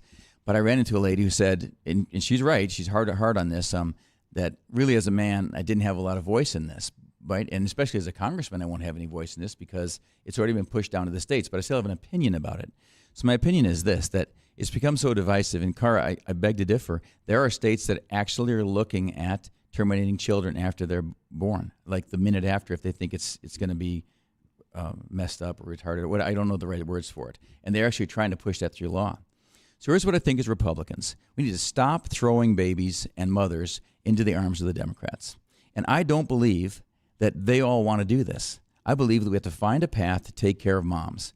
And I'm frustrated that the government can spend a ton of money everywhere else, but we can't find a way to give them an alternative. And when I said choice, the other day to someone. They said, "You mean so they can kill the baby?" I said, "No, so they can choose to keep the baby. Let's find that and let's do that." Thank you, Alex. All right. Not directly, Julie. Well, she did say the other woman on the stage or in this race, and so I feel like it was pretty direct. So if I could just 30 seconds. 20 seconds, please. Okay, first, she never answered the question, so let's be clear about that. I've gotten a lot of grief for apparently not answering questions that I did answer. She didn't answer it, and you can have a national gestational limit and allow for states' rights to have their own choice. Most countries in the world, most democratic countries in the world have a gestational limit that they've agreed on. Canada, France, Italy, etc., and we're the outlier there. We're with China, South Korea, or North Korea and Russia. So yes, you can have it both ways. And I did answer the question. You know I answered the question. I came back and I answered the question. Got it. That did not happen in the last debate. Next question. Rick Becker, you get this question first. President Trump has called for mass deportation of all illegals on day one of a future presidency. Would you support such a hardline response? Amen, brother. Yes, I would. It's an illegal invasion in our country, 7 million illegals in the last 3 years. It's really breaking down the fabric of our society. We need to be a country of law and order. We need to be a country of rules. And so to do that, yes, we do need to secure the border, and then we need to turn back those that have entered illegally, without question. End of story. Okay. Cara, you're next. Yeah, I would also support it. We need to incentivize coming here legally. And this has been one of the biggest criticisms I've had of Biden. And the fact that, we have these open borders, we're not securing the border. I would have supported the Bipartisan Border Security Act. And this was a huge opportunity for Republicans under a Democrat president to actually get funding, to do something about the issue. And instead, we're seeing so many of them, cave down to Trump or to use it as a political point to help them get elected. And to me, our community safety, the drugs that are coming into our communities, and this is also not just the southern border, we're talking the northern border as well. We have to secure it because this is not a political statement. The safety of my future children, of our communities, it is not a political statement, and something needs to be done now. All right. Alex? So yes, we need to deport all the illegals. We've been discussing this for a long time after we close the borders, but there's a couple of key pieces of information you need to have on this, and that is that it's going to take a while to catch all the criminals. Let's say that 10% of them are criminals, and probably a lot more. And you're talking about, some people say 12 million, some people say 8 million illegals here. If you just look at the rate that he brought them in, 20, 30,000 a month by aircraft, we've got a couple years of work to do. So I would say the same message I said earlier in one of our debates, and that is, go home now. If you're here illegally, you need to leave. Because if we catch you after November, if any of us catch you after November, then you're going to have a charge against you, and you can't enter illegally. So I went and talked to some customs agents about this just to see how they would do it, or ICE agents. And they said they might even look at, after the election, offering these people who will leave on their own a space in line, like a number to say, we've got 200,000 or a million legal immigrants coming. You can have the next space in line to apply to lure them out. Because there are good people who came here illegally, not these criminals, but they're still illegal. So we got to find a way to do it, and maybe we need to think about it a little more, but we're going to have to catch them and get rid of them. And I would say we need a whole of law enforcement approach, every single one. At the recent judiciary hearing in Grand Forks, the sheriffs and police said, we'll catch them all day long, but CBP has to take them. And that just takes the president to order that. And that's going to be President Trump. He's going to write that order, and then Congress has to write a law right after that so it can't be turned around. Julie. Yes, so when President Trump called me last week to offer his endorsement, his full and complete endorsement of my campaign, this was one of the things I talked to him about on the phone, was I can't wait to work with you on the borders. I'm going to be a firm supporter of your policies. First, shutting down the border. We have to shut it down. We have to build the wall. Whether it's a physical wall or a virtual wall, we have to secure our border. I was at the same Northern Border event that Kelly Armstrong had a couple weeks ago, or last week, and Drew Wrigley spoke, our Attorney General, and he said, what's the last thing you do when you go to bed at night? You lock your door. And that's just a simple thing that we as Americans do in our own homes. And yet, in our country, we have wide open borders. We don't even shut the door. We don't even really have a door. So we have to do that. We have to secure our perimeter and create that sort of stability first, and then get to the next step, which is what do you do with the 8 million people who are here illegally? I agree, we've got to send them back. And in order to do that, because it's a massive effort and it is going to require the state, local, and federal officials all working together, you're going to have to prioritize. You're going to have to prioritize, go after, in my opinion, the illegal, the criminals first, the drug dealers, the folks who are here pushing fentanyl, the terrorists, the human traffickers. We've got to identify those folks and focus on them first and get them back out of the country, and then work on the others. It's going to be a massive undertaking, but it is going to require prioritization in order to get it done. And then the third piece is, getting about the whole immigration reform. When I'm traveling around the state, which I have done extensively the last 4 months, this is number one issue for our citizens: border security. Okay, the last question, which will take us through the remainder of the first hour, I'm going to change the rules slightly for responses. If you are signified by someone, you'll have 30 seconds, one time to respond. Otherwise, this question could go back and forth. We could have a tennis match breaking out here on a Thursday night. Cara, this will go to you first. The question is this: many political races these days include negative ads. What is the most unfair thing that has been said about you in this campaign? Quite a few. So I am not an accomplished woman. I'm a Harvard Law School graduate, and that was said during a debate. This idea that Julie Fedorchak's campaign, she has a lot of men doing the work for her. So Pat Finken, the dark money groups, giving false information about Rick, but also trying to force me to drop out to make it easier for her to win. That's been another one. This idea that I'm a Democrat, and even coming on the show, the fact that you guys said it too, that is just false information. And so I really hope that North Dakota voters are actually paying attention to what is the truth, who is not saying the truth, why they're not saying the truth.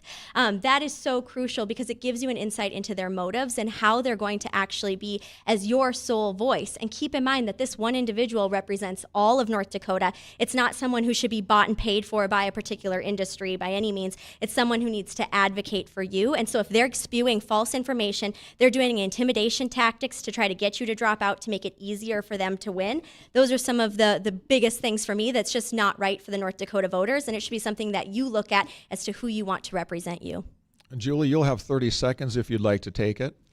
Sure. I have paid very little attention to Cara and her campaign. I don't follow her. I don't really watch what she's doing. I don't know what she's doing. So I don't know what she's talking about in terms of me trying to get her out. I really have focused on my campaign, what I want to do for the state, and what Cara wants to do as a moderate who's disguising herself as a conservative, I heard a few minutes ago. I'm confused actually about what Cara actually is, or how she even is a Republican beyond just filling out the paperwork. So, I'm not paying attention to Cara's attacks. Thank you. We're going to move this to Alex. We said 1 30-second chance to respond, so we'll honor that. Alex, the question then goes to you. What has been the most unfair thing said about you in this campaign? Yeah, I don't get a lot of unfair things said about me. I think people like me a lot, so they're taking it really easy on me. I think I did hear the other day that I didn't bring my dog along enough, so I guess that's the worst thing you could say. I think the issue here is negative ads, and they're just all over the place. And I talked to North Dakotans, and what do negative ads really do? They don't address policies. They don't talk to people about our ideas and where we're going to be. So it makes it harder for them to make a decision who they're going to elect on June 11th. And the bigger issue is I don't like being told who to vote for. And I don't think North Dakotans like being told who to vote for. So the negative ads kind of do that. They say, hey, you can't vote for this person because they're bad, and then somebody else shouts back at them. Now, I'm not saying that politics is clean, and maybe it never will be, but it ought to be a lot cleaner if we're all going to get back together and solve the problems, because we're certainly not solving problems yelling at each other up here. Well, anyway, I don't think we are. So to North Dakotans, I would say keep it up. I really appreciate it. I've been welcomed everywhere we went. A few people have argued with me, and that's a good thing. We talked for a long time, but they've been pretty kind, actually. Okay. Thanks. All right, Julie, this will go next to you. What is the most unfair thing that's been said about you in this campaign? So I do believe North Dakota voters are paying attention, and I think that's why I've got so many folks supporting me, and including the coal, oil, and natural gas industry workers, a lot of the statewide elected officials, hundreds of folks who have donated to my campaign. The most unfair thing that has been said about me, well, there's probably 3 or 4 things that I'm going to make millions, that I've raised my salary 5 times. I mean, everybody knows that I don't vote on my salary. I don't have a vote, and I have never advocated for a salary increase. A lot of North Dakotans come up to me and say they're offended on my behalf for that one. That I've worked or been part of some George Soros thing, that's a complete lie and fabrication. There's a whole bunch of things that are just flat out false. But I really have tried through our campaign to focus on all the things that I want to do, what I have done as a champion for North Dakotans, as a champion for low utility rates, pro-energy, pro-business, pro-consumer, pro-reasonable regulatory environment to provide certainty for businesses. I mean, just all the things that I feel provide good government to our citizens. That's what I'm all about. That's why I want to run, take my knowledge and experience to the next level. And that's what people are resonating with. That's why I've got so many people behind me. And, and the polls are showing it. And President Trump is behind me because he knows I'm a person of action and going to get the job done. And so we've talked about our positive message, and people are responding to it. And I think they're going to respond on June 11th. And I hope they do, because I am really excited to go to Congress and work for them. All right, Rick, your turn on this question. What's been the most unfair thing said about you in this it's campaign? interesting. And, Julie says she's clueless about what's being said about other candidates. I suppose I'll take her at her word on that. From my end of things, it's on behalf of Julie's campaign, Pat Finken and Brighter Future Alliance has put out a slate of lies. And Pat Finken and Brighter Future Alliance have been working for 4 years to take out conservatives in primary races. And what they'll do is take a bill and how you vote on it, but completely misrepresent what the bill is about. So one of the things, probably the thing that's most unfair, is this allegation of voting to defund law enforcement or highway patrol or National Guard, whatever it might be. These are complete and blatant lies. There has never been a bill to defund law enforcement of any kind in North Dakota. What we're talking about is voting against a bloated budget bill that has some items for law enforcement. The idea is you vote no on it, so it goes back. They trim it. That's what the people want. They want control of government spending. How else are we going to get it? It's unbelievable to me that we would be even talking like this. One thing that concerns me, though, is one of the unfair things Julie just mentioned is the George Soros, Bill Gates attack on her. That's from my campaign. It's really not so much of an attack as it is pointing out that Julie was a fellow at the Aspen Institute, which is an open borders globalist institution that has the likes of Bill Gates, Kamala Harris, Gavin Newsom, and she's there as this fellow, and then we call her out on it, and it's real, it's there, and then she wipes it off of her website. I don't know. Why'd you wipe it off your website if it's unfair? 30 seconds, Julie. I guess I didn't wipe it off my website, so I still should be out there because I'm proud of being a Rodell Fellow, and that isn't funded by George Soros. It was 2 separate funders who supported that program. I'm not going to spend my time talking about it, but it's a really interesting program aimed at trying to develop future leaders in this country. So on behalf of Rick Berg's campaign, the Club for Growth has been running all kinds of terrible ads about me full of lies. So that's his campaign. I guess on his behalf, they're running those campaigns, and the campaigns that are run by Brighter Alliance aren't associated with me in any way, shape, or form. I have no input on them at all. All right, very good. Well, that'll do it for hour number 1 of our debate. We're going to take a short break. We'll be back as we get into hour number 2. Still lots of fun and games to be played here yet tonight. So hang in there, and we'll be right back with you for hour number 2 of our U.S. House Republican debate.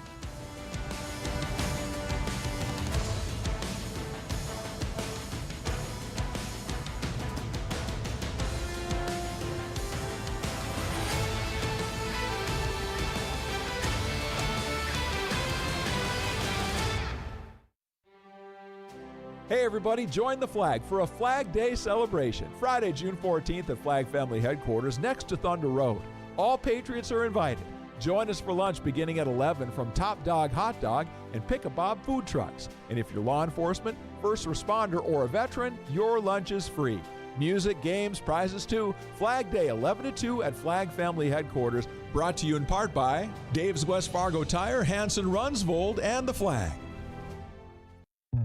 These These days, you can get a car wash in about every corner. But at PetroServe USA, you'll get a great car wash, and you can come on inside for some hot stuff, personal pan pizza, some cookies, some muffins, home cooking, grab-and-go convenience, and fill up all in one stop. Brand new to Harwood, North Dakota, the all-new PetroServe USA Car Wash. Check that out. Coming soon to Castleton, too. It's a trifecta. Great fuel, great food, and a great car wash all in one. PetroServe USA. PetroServe USA.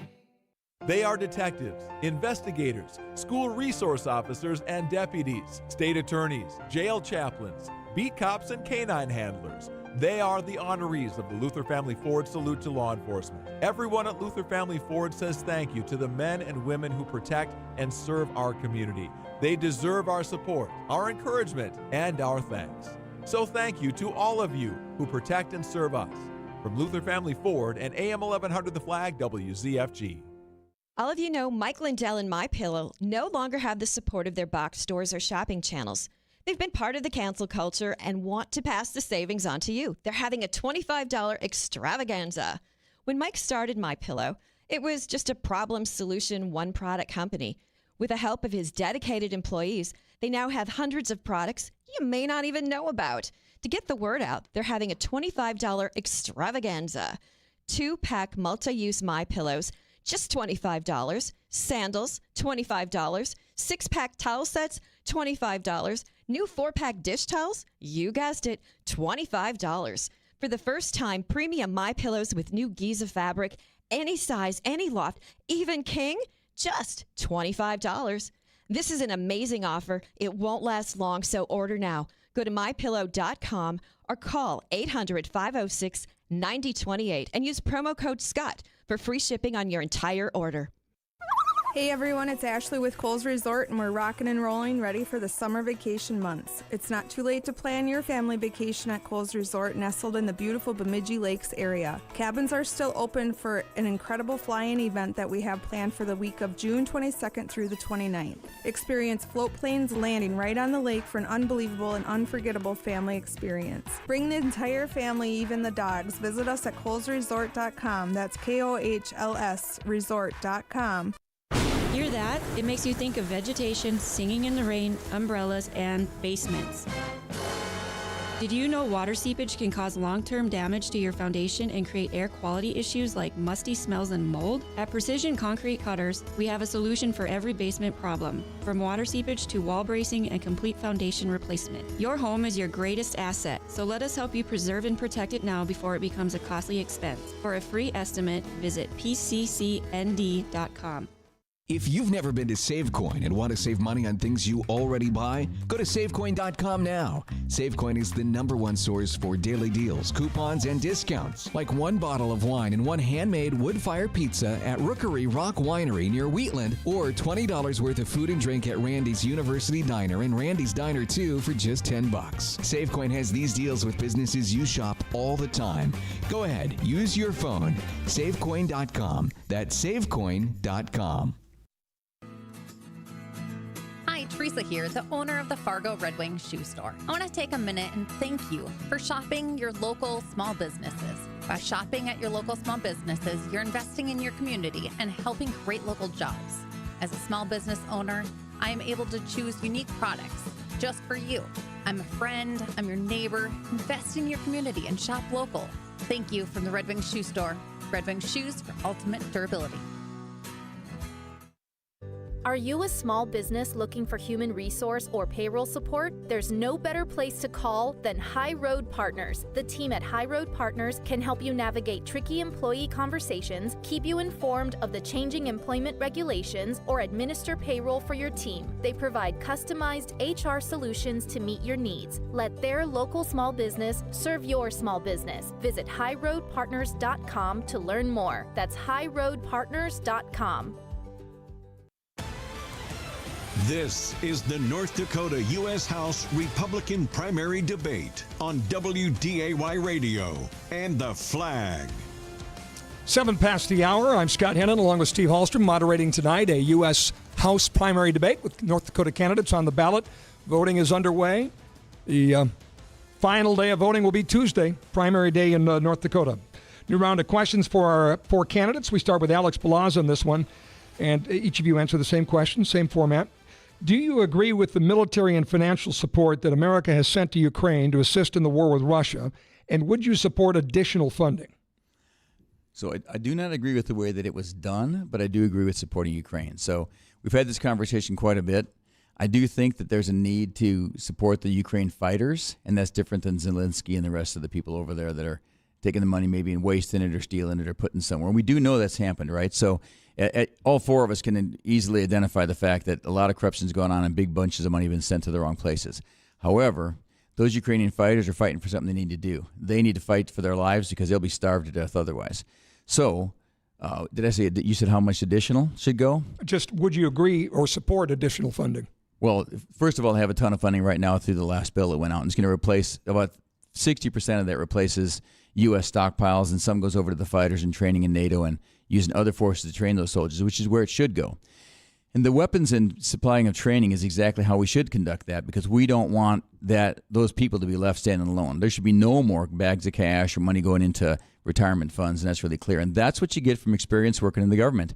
You have oversight for those things, and you can draw those things back really easily. Why Biden didn't allow us to draw those things back and to clean it up, I don't know. Why other Republicans didn't vote to make it clean, I can't tell you. But I can tell you that if you know how to do oversight, you can pull it back real tight, and you can spend it effectively so that we can do it. Not before we take care of America. We have our own bills to pay here, but certainly we can help other nations. We can do both as Americans. And more funding is something you'd support down the road?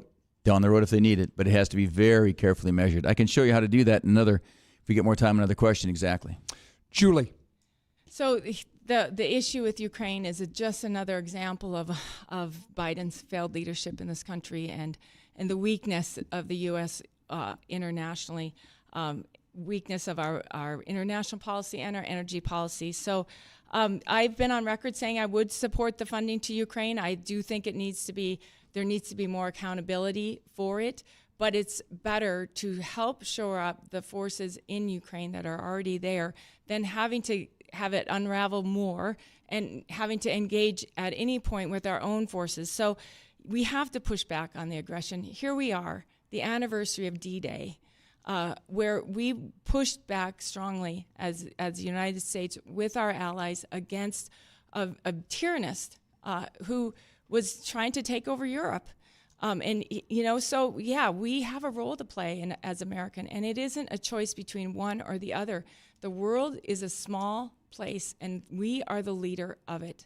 We have to find a way in this country to support our allies, to support democracy in the world, while also having a balanced budget, supporting good, limited spending, and getting our financial house in order. It's a false choice to say we have to do one or the other. We have to do both, and it's our kids, our country is counting on it, because we know these problems overseas can land on our footsteps, in our doorsteps anytime. So yes, we do need to support them. Would I support more? I don't know yet. I'd have to see what the bills are when they come, and when I get in there, working with my team, working with my colleagues, working with the experts in the agencies, and really getting to the bottom of what is needed, what makes sense, what's the plan, how are we going to know when it's done, how do you keep it accountable?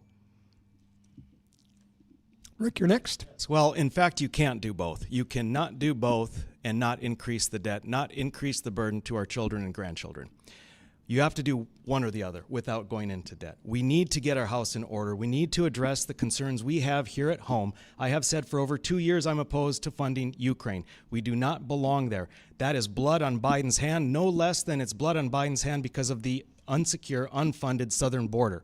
These are things we have to address, yes, but sending money, going further into debt when we're not even addressing our own needs at home, when we have people trying to figure out how they're going to make their mortgage payment, how they're going to pay their bills, when, as I said earlier, $1,300 more per month for a family of four for the same goods and services. This is what we need to address. This is what America First means. We deal with our problems here before we send hundreds of billions of dollars over to a foreign country that is known to be corrupt. That is wrong. That has to stop right now. And Cara. Yeah, I do support aid to Ukraine. The reality is we need to stop Russia now. And when you look at this cost-benefit analysis of do we spend the money now or do we potentially have to spend significantly more in the future? Are we going to have to fight this here on our land? I would much rather fight it there than here. Moving forward for the future, I want to evaluate it in real time. So like Alex said, a lot of that past bill did go to U.S. weapons. And so if it's coming back to the U.S., it's something that I would be in favor of. But we do need accountability. And I do have significant concerns with an upcoming lame duck session of will another bill be passed? Will accountability be held? Or is it just going to be handed out? And so that's something that I also would really look and try to figure out if elected your next representative and coming in making that decision of do we continue to give more. The reality is, we want to continue to support our allies, and we would hope that if we were ever in the situation that they would also support us. Okay. Next question, Julie, you'll answer this one first. Staying with some international affairs, the Biden administration continues to call on Israel to act with restraint in its war with Hamas. If Benjamin Netanyahu asked you what to do in Gaza, what would you say? Well, I would say you got to keep fighting for your own security, and you got to push back. They were attacked. They were attacked by Hamas terrorists funded by Iran. Again, another example of the lack of leadership that the U.S. has with President Biden at the helm. It's happening all over the place. And this was a terrible, terrible destruction in Israel. The U.S. needs to stand firmly with Israel and our allies overseas like Israel. They're our only strong ally in the Middle East, and they are a place where we can store weapons, help to push back on the terrorism that comes from that part of the world, and can be quickly land on our own soil. I would say keep fighting back. You've got to fight for your own country. You got to fight for your protection, and we'll stand with you to make sure that you are able to do that. Again, President Trump is going to be a strong ally to Israel. He is going to make sure that they have what they need from us and are working arm in arm.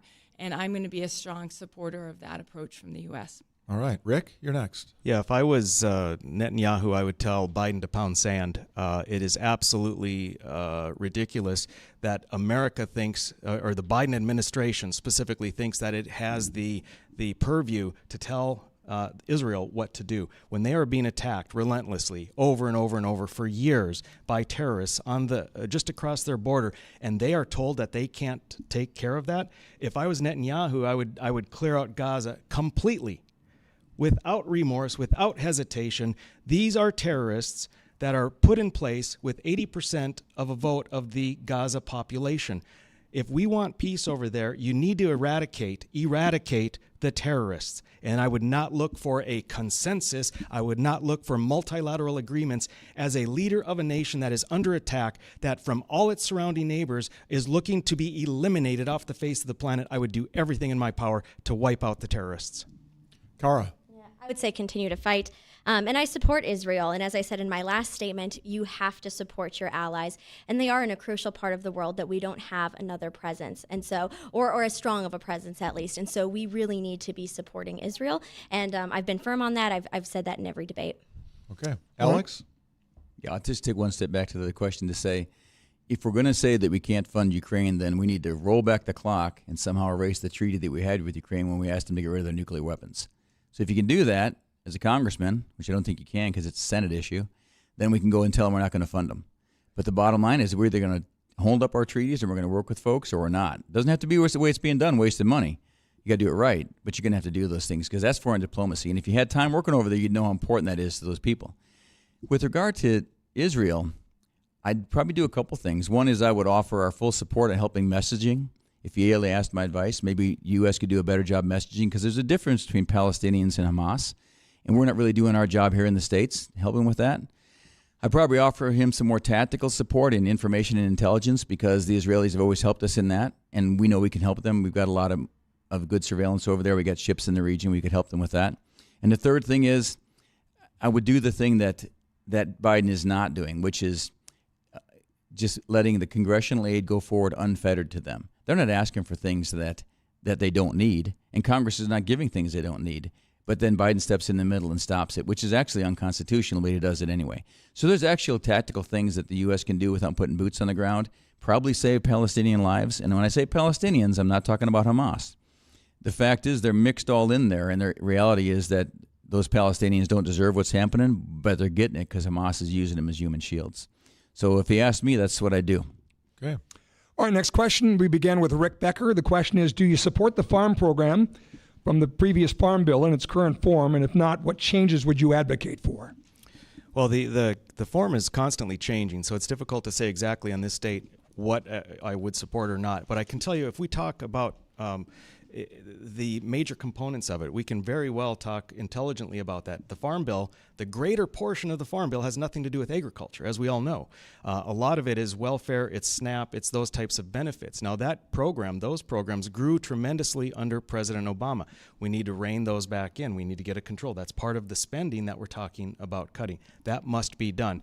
When you come over to the agriculture side of things, yes, there is not a single federal program out there that doesn't have inefficiency, waste, and abuse. The crop insurance program is no different. I talk to farmers. They understand. They know that there is a lot of abuse. There is a lot of inefficiency. If we do what we can, have a actively engaged in farming protocol that is required to have the subsidies and enter the programs, to have the enterprise units, a much smarter way of dealing with crop insurance and agriculture overall. This will reduce waste and abuse. Reducing waste and abuse then decreases overall payouts. If you decrease the payouts, that makes the policies less expensive, which is better for the farmer. So those types of things are really important. It's no different whether it's Medicare, whether it's whatever federal program there is always room for improvement. And yes, the farmers need a safety net. There's no doubt about that. We have to keep that in place. They rely on it, but we can do things smarter so that it's better for the farmer and the taxpayer. Cara Mund. Yeah. So the Farm Bill is one piece of legislation that I think it is crucial why we bring a moderate from North Dakota and to have that voice, because we are such a huge ag industry. As I said earlier in the debate, in 2022, we were debating, Representative Armstrong and I, the Farm Bill. And we thought that in that upcoming legislative session that this was going to be something that would be passed. And here we are. They've kicked the can down the road. I don't even know if they will pass it. Hopefully they will. But I might be in the same situation that I was when I ran in 2022 if elected. Farming is a very risky business, and we all know that, and the farmers are the backbone of our community, but we also have to keep in mind our ranchers. And so I've talked with the ranchers earlier this week, and they've talked a lot about wanting labeling, and that's something that's not in the Farm Bill that they've been really pushing. Senator Hoeven is actually behind them on that, kind of supporting them, but yet it's not getting brought in. And when it comes to the end of the day, you need to have both sides. You need that far left and that far right to come together. And so while we may not like SNAP in the program, you're not going to be able to get a mutual agreement, which is why you need a moderate. And I do want to highlight that for every dollar of SNAP, $1.50 comes back into the economy, and that's just the research. So it's not necessarily that it's terrible. We wouldn't want it in there. We don't want to wrap all of these different programs into one bill. But when it comes to the Farm Bill, North Dakota needs a moderate voice. It needs someone who's going to reach across the aisle and who's going to be a deciding vote. Because again, if you want to get it passed, you have to be that person in the middle, not way on the far right like every one of my opponents. Alex Balazs. I'll take that far right position. So as we look at the Farm Bill, it's about $1.5 trillion, right? And it's about 1,200 pages. So if you look deep into it, we've talked about this before. It's critical for farmers to have access to that insurance, right? And that insurance comes down to the state level. So you can kind of pull the federal government out once the money's been pushed down to the states in blocks, so that those insurance agents and the states can administer it, right to where it belongs, right? So what this Farm Bill includes, and the easy answer is, and it's not easy to do, but it's the easy answer, which is to pull WIC and SNAP out and put them under Health and Human Services. And why would we say that? We say that because we know they can administer those programs better. But we're told that you can't do that because the East and Left Coast will not let you do that, and they won't pass the Farm Bill then. But maybe that's something long-term you got to look at, because the Farm Bill still works for Democrat-led states or blue states and red states alike. The other piece is that there's a variety of insurance, and I was talking to Insurance Nation about this the other day, there's a variety of insurances under the Farm Bill which need to be slightly modified to better support farmers, whether it's modifying the Prevent Plant program or the other programs so they better fit the farmers and cost less. But there's one last piece we really got to look at, and that is that Insurance agents earn about 10% on, depending who you talk to, on farm insurance or crop insurance. And the national average on insurance is sold is between 2 and 5%. So I think maybe since it's a federal government program and we pull that back, and if you did pull it back to 5%, it brings it down by about $500 billion on a bill, just because that is a fixed cost, right? You're not payouts, because payouts aren't even related to the farm bill. It's something that's going to go out no matter what, because they're going to sell that insurance, so it's a cost up front. So maybe we need to look at that with our insurance commissioner. And Julie Fedorchak. So 1 in 5 jobs in North Dakota is tied back to agriculture. It's a huge industry for our state, and it's really important that we have somebody committed to working with our farmers and ranchers, the producers, the whole ag industry in North Dakota, and I am definitely committed to being that person. This is, from a congressional level, the magic of the Farm Bill is it marries kind of the urban and the rural, and it touches every part of the country. So yes, we absolutely do need to pass a new Farm Bill. It's been kicked down the road 1 year, potentially another year. They're talking now that maybe it'll get passed in the lame duck part of after the election. So, you know, obviously it's a complicated issue. In terms of our farmers, I've met with farmers about the crop insurance. I know that the crop insurance here, we pay a higher premium for a lower percentage payback compared to all the I states, and that's, you know, something that we need to work out. I also know that the latest draft of the Farm Bill in the Senate includes a lot of really onerous conservation programs that would be very difficult for our farmers. And, you know, I've talked to farmers who have said, like, I'd rather have us wait and get the right Farm Bill than one that isn't right. So this is an issue where I will use my approach to governing that I have used, that is kind of my hallmark, where I will sit down with our industry folks, work together, work with folks in other rural states, work with my colleagues to develop the kind of solutions, the good, strong policy and the good, strong funding to support and to provide what we need to provide food security in our country. That's why we have a Farm Bill, because food security is essential to our country, just as essential as fuel security. So those two go hand in hand, and I would be a strong advocate for those reasons. All right, our next question, Cara, you'll have the chance to answer this question first. Transgender activist Dylan Mulvaney has made an appearance in this campaign in a social media video paid for by the Becker campaign. Do you characterize this as dirty pool, shrewd political move, or harmless humor? I mean, this didn't come from my campaign. It also wasn't aimed at my campaign, so I really don't think I should be the one answering to it and being transparent with voters. I know it's something that I wouldn't have necessarily done. But at the same time, I mean, you're seeing it across. I mean, you have Pat Finken, who's trying to push me to drop out, going after Rick with false ads. I mean, this goes to the question of just how this race has been run. And I haven't put any resources towards, attacking and doing these types of videos, and it's not something that I would ever do as your next representative. All right, Alex? Yeah, let's use I statements for this part because I think it's really important. I certainly wouldn't have hired Dylan Mulvaney to do anything. I wouldn't perpetuate that sickness in our society. I think that the first thing you might do is send them a check to get some help, but I certainly wouldn't hire him to attack a woman, and I wouldn't hire him to attack another candidate in this debate or in this race. I think what that does is it debases where we're at as a country. And when you talk about morality, if we're going to do that and we're going to bring this transgender man, I don't know which pronoun to use here, into this, and then pretend it's a joke, and I've been all across this state, and there's a ton of people that think it's a joke. And yeah, I'm talking to you out there. You need to rethink it because it's wrong. And it was wrong to bring it into this race if you want to talk policies and the rest, but to bring it in and pretend it's a joke, it really can affect the morality. And I think when we look to God and our faith, we shouldn't be doing those things. If you think it's funny, let's have a talk about it, because I don't think it is. All right, Julie. Well, when this first came out, I was actually pretty shocked because I can't imagine. I mean, this is straight from Rick Becker's campaign. He can't push it off as being, dark money or some other excuse. This is straight from his campaign. And he's running for one of the highest offices in our state, and it's antics. It's the kind of political gamesmanship that I think our citizens are really tired of.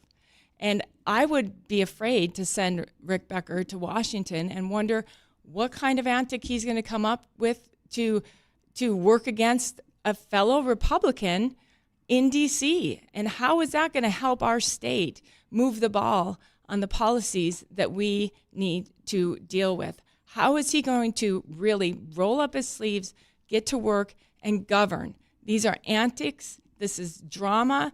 This is similar to his little deal that he threw out at the state convention where he had people spoiling ballots. It's just one thing after another, and it's just very, very unbecoming of somebody seeking the highest office or one of the highest offices in our state. I think it's wrong, and I didn't find it funny, and I don't know very many people who did, quite honestly. It was pretty discouraging and kind of disgusting. Rick. Yeah. Well, it was funny, actually. And so here's what we did at the campaign. And by the way, Julie, I will say, yeah, we own it. We own it full on. It was what we thought was a very humorous thing to do in the campaign, to bring attention to the campaign, to bring awareness of your willingness and desire for wind energy, which has put coal on the ropes. We thought that was a really creative way to go about it, but we own it, which is entirely different than your tactics, where you are relying on dark money, where you do pretend that you don't have an idea of what's going on. It's not me, it's not my campaign. You know darn well what the people who are working for your campaign or on behalf of your campaign are doing. We, on the other hand, are owning it. Yes, my campaign came to me and said, you know what would be really funny is if we got some kind of far left personality to troll Julie, to talk about this green energy stuff because of her advocacy for wind energy. Bring that to light. That would be very creative. I said, it sounds great. Well, there's this app called Cameo. Had never heard of it before. You pay Cameo $350. I don't know how much the actors get out of that. Maybe it's a couple $100. I have no idea. But so we spoofed, if you will, a transgender extremist, activist, far left crazy into trolling Julie. It brought in thousands of dollars of donations. It brought a bunch of attention, and people throughout North Dakota thought it was funny. They thought it was the funniest thing that they had seen in politics in years and years and years. So yeah, it was in good humor. And when we posted it, we said specifically, we took great pains to say, this is a joke. This is good humor. This is good natured. This is tongue in cheek. Okay. Now, if you can't take a joke, then I guess that's on you. You got 10 seconds left. Oh, that was a good end. That was a good ending. I'll take it. Julie, you were referred to specifically there. You'll have 1 minute. Absolutely. So what I heard Rick say was the ends justify the means. And so it was funny and it brought in a bunch of money. So it was all worthwhile.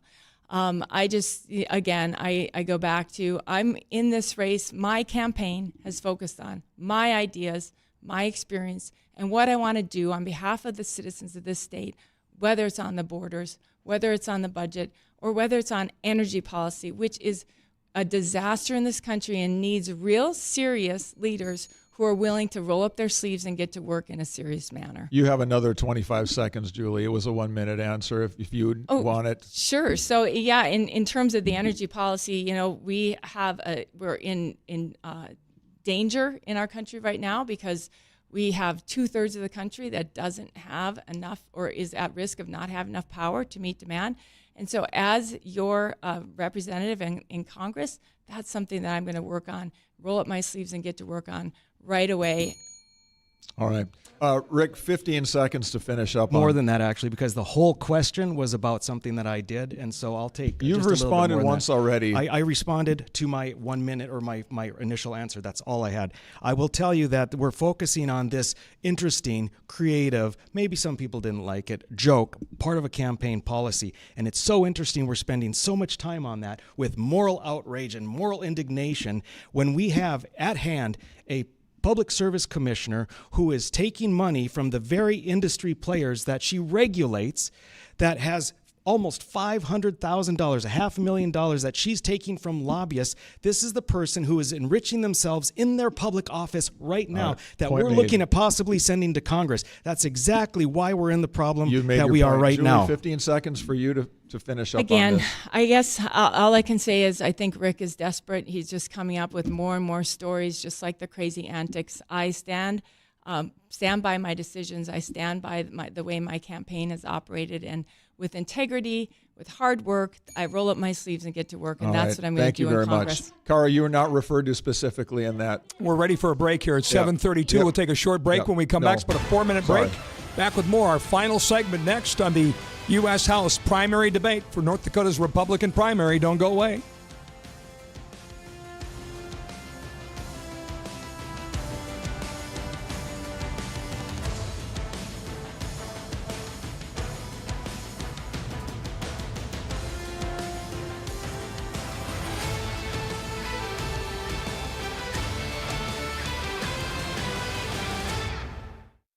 Adam with Cheyenne Gardens is here, and we're talking about pollinators and the good flowers and things to have in your garden. Adam, do you have some favorites that you like the bees and butterflies to be able to access? Some of my favorite annuals or perennials for my butterflies and bees are, I really like the milkweeds.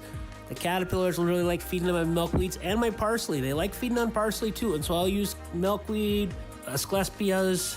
The other one I like to use for flowers is I use a lot of cosmos and zinnias, alliums, the ornamental onions, the sedums and asters. All those are really good to have in. Sedums and asters are good for the fall when the monarchs are coming back through and getting ready to take off and fly, move their way south. All right, and Adam, if somebody wanted to have some filler plants, some filler flowers, little holes they've got in the garden, what would you recommend? Well, if you want to go perennials, I use lots of alliums and catmints and daylilies and sedums and asters. All of them are really good filler perennials. The other one I like to use, if I'm using annuals, I'll use zinnias and cosmos and all those things to fill in my garden and make some holes filled up. Thank you, Adam.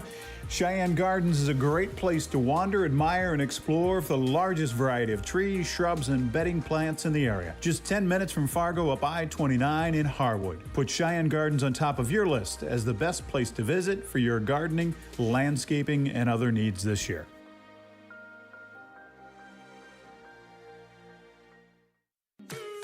Do you suffer from stiff, achy, chronic knee pain? Have you been told you have arthritis? Is knee pain keeping you from enjoying your favorite hobbies? If so, the next 60 seconds could change your life. Please listen carefully. If we find you're a candidate for our unique approach, we'll do a trial treatment, and day one, you will know without a doubt if we can help you. Pick up the phone right now and call 701-353-2230. And best of all, we may be able to reduce and even eliminate your knee pain without pills, shots, or surgery. But due to limited capacity, you must call now at 701-353-2230. Hurry, call now to find out if you qualify for our program that is changing lives and helping people save time, money, and agony. Call now at 701-353-2230. You have nothing to lose, so call right now. Don't start the planting season off with sore feet. Stop in and purchase a brand new pair of Red Wing boots. Hi, Teresa here from Fargo Red Wing Shoe Store. Whether you're planting in the field, maintaining equipment, or fertilizing, make sure you put Red Wing shoes and custom inserts at the top of your list. Nothing's worse than sore feet in the field. Stop in and check out our vast selection of styles and colors. You'll be surprised. 3003 Main Avenue in Fargo, Red Wing shoes for ultimate durability. Tearing up yards and jackhammering floors used to be the only way plumbers could repair damaged pipes. Not anymore. With New Flow, a division of H.A. Thompson & Sons, your pipes can be fixed permanently without the mess and at a fraction of the cost. Using existing access to pipes, entry and exit points, New Flow cleans out the pipe, then lines it with an epoxy liner, creating a new pipe inside the old one. No digging, no destruction. Call New Flow and save thousands. New Flow of North Dakota, a division of H.A. Thompson & Sons.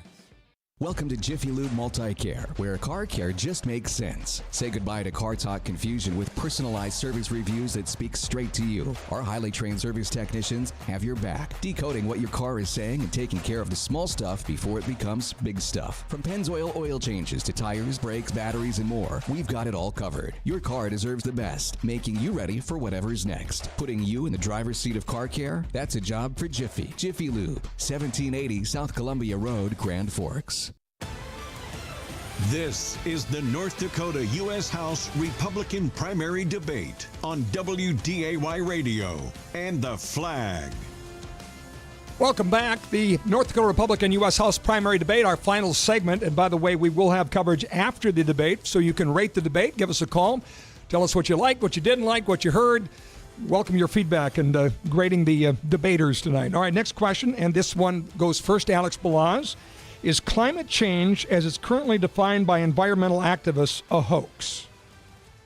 Yeah, so no, but I'm first going to address something from the last question we had because it really got sidelined. And I just got to say it here, and we'll get into this for in-depth. Rick, I just disagree with you. I think that your righteous indignation now because you put on an ad which showed poor judgment that no leader would want to accept, and no North Dakotan would want to send to Washington, brings amorality into the fabric of what we're doing, and I don't think it's a joke. If you really believe that, maybe it would take another second to do that, or maybe a minute or more before you put it out there. There are probably 1,000 ways to do that. But North Dakotans need to know that that's not right. And if you support that and you stand behind it as a candidate and you joke about it even further and then disparage us because we do take a stand against it, that's not leadership. It simply isn't.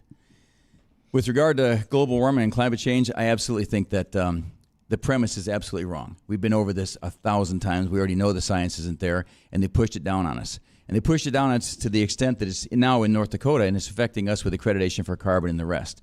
So if the question is, do I believe in climate change and I think we should have these rules? No. And I think a congressman needs to go back to Washington and start pulling these off, the regulations, everything they want to push down. And I'm going to bring this up so you know that this is out here. This right here, and you can't see it on radio, but it's a 2023 resilience of the electric grid in North Dakota. And this is the failing report card for North Dakota right here.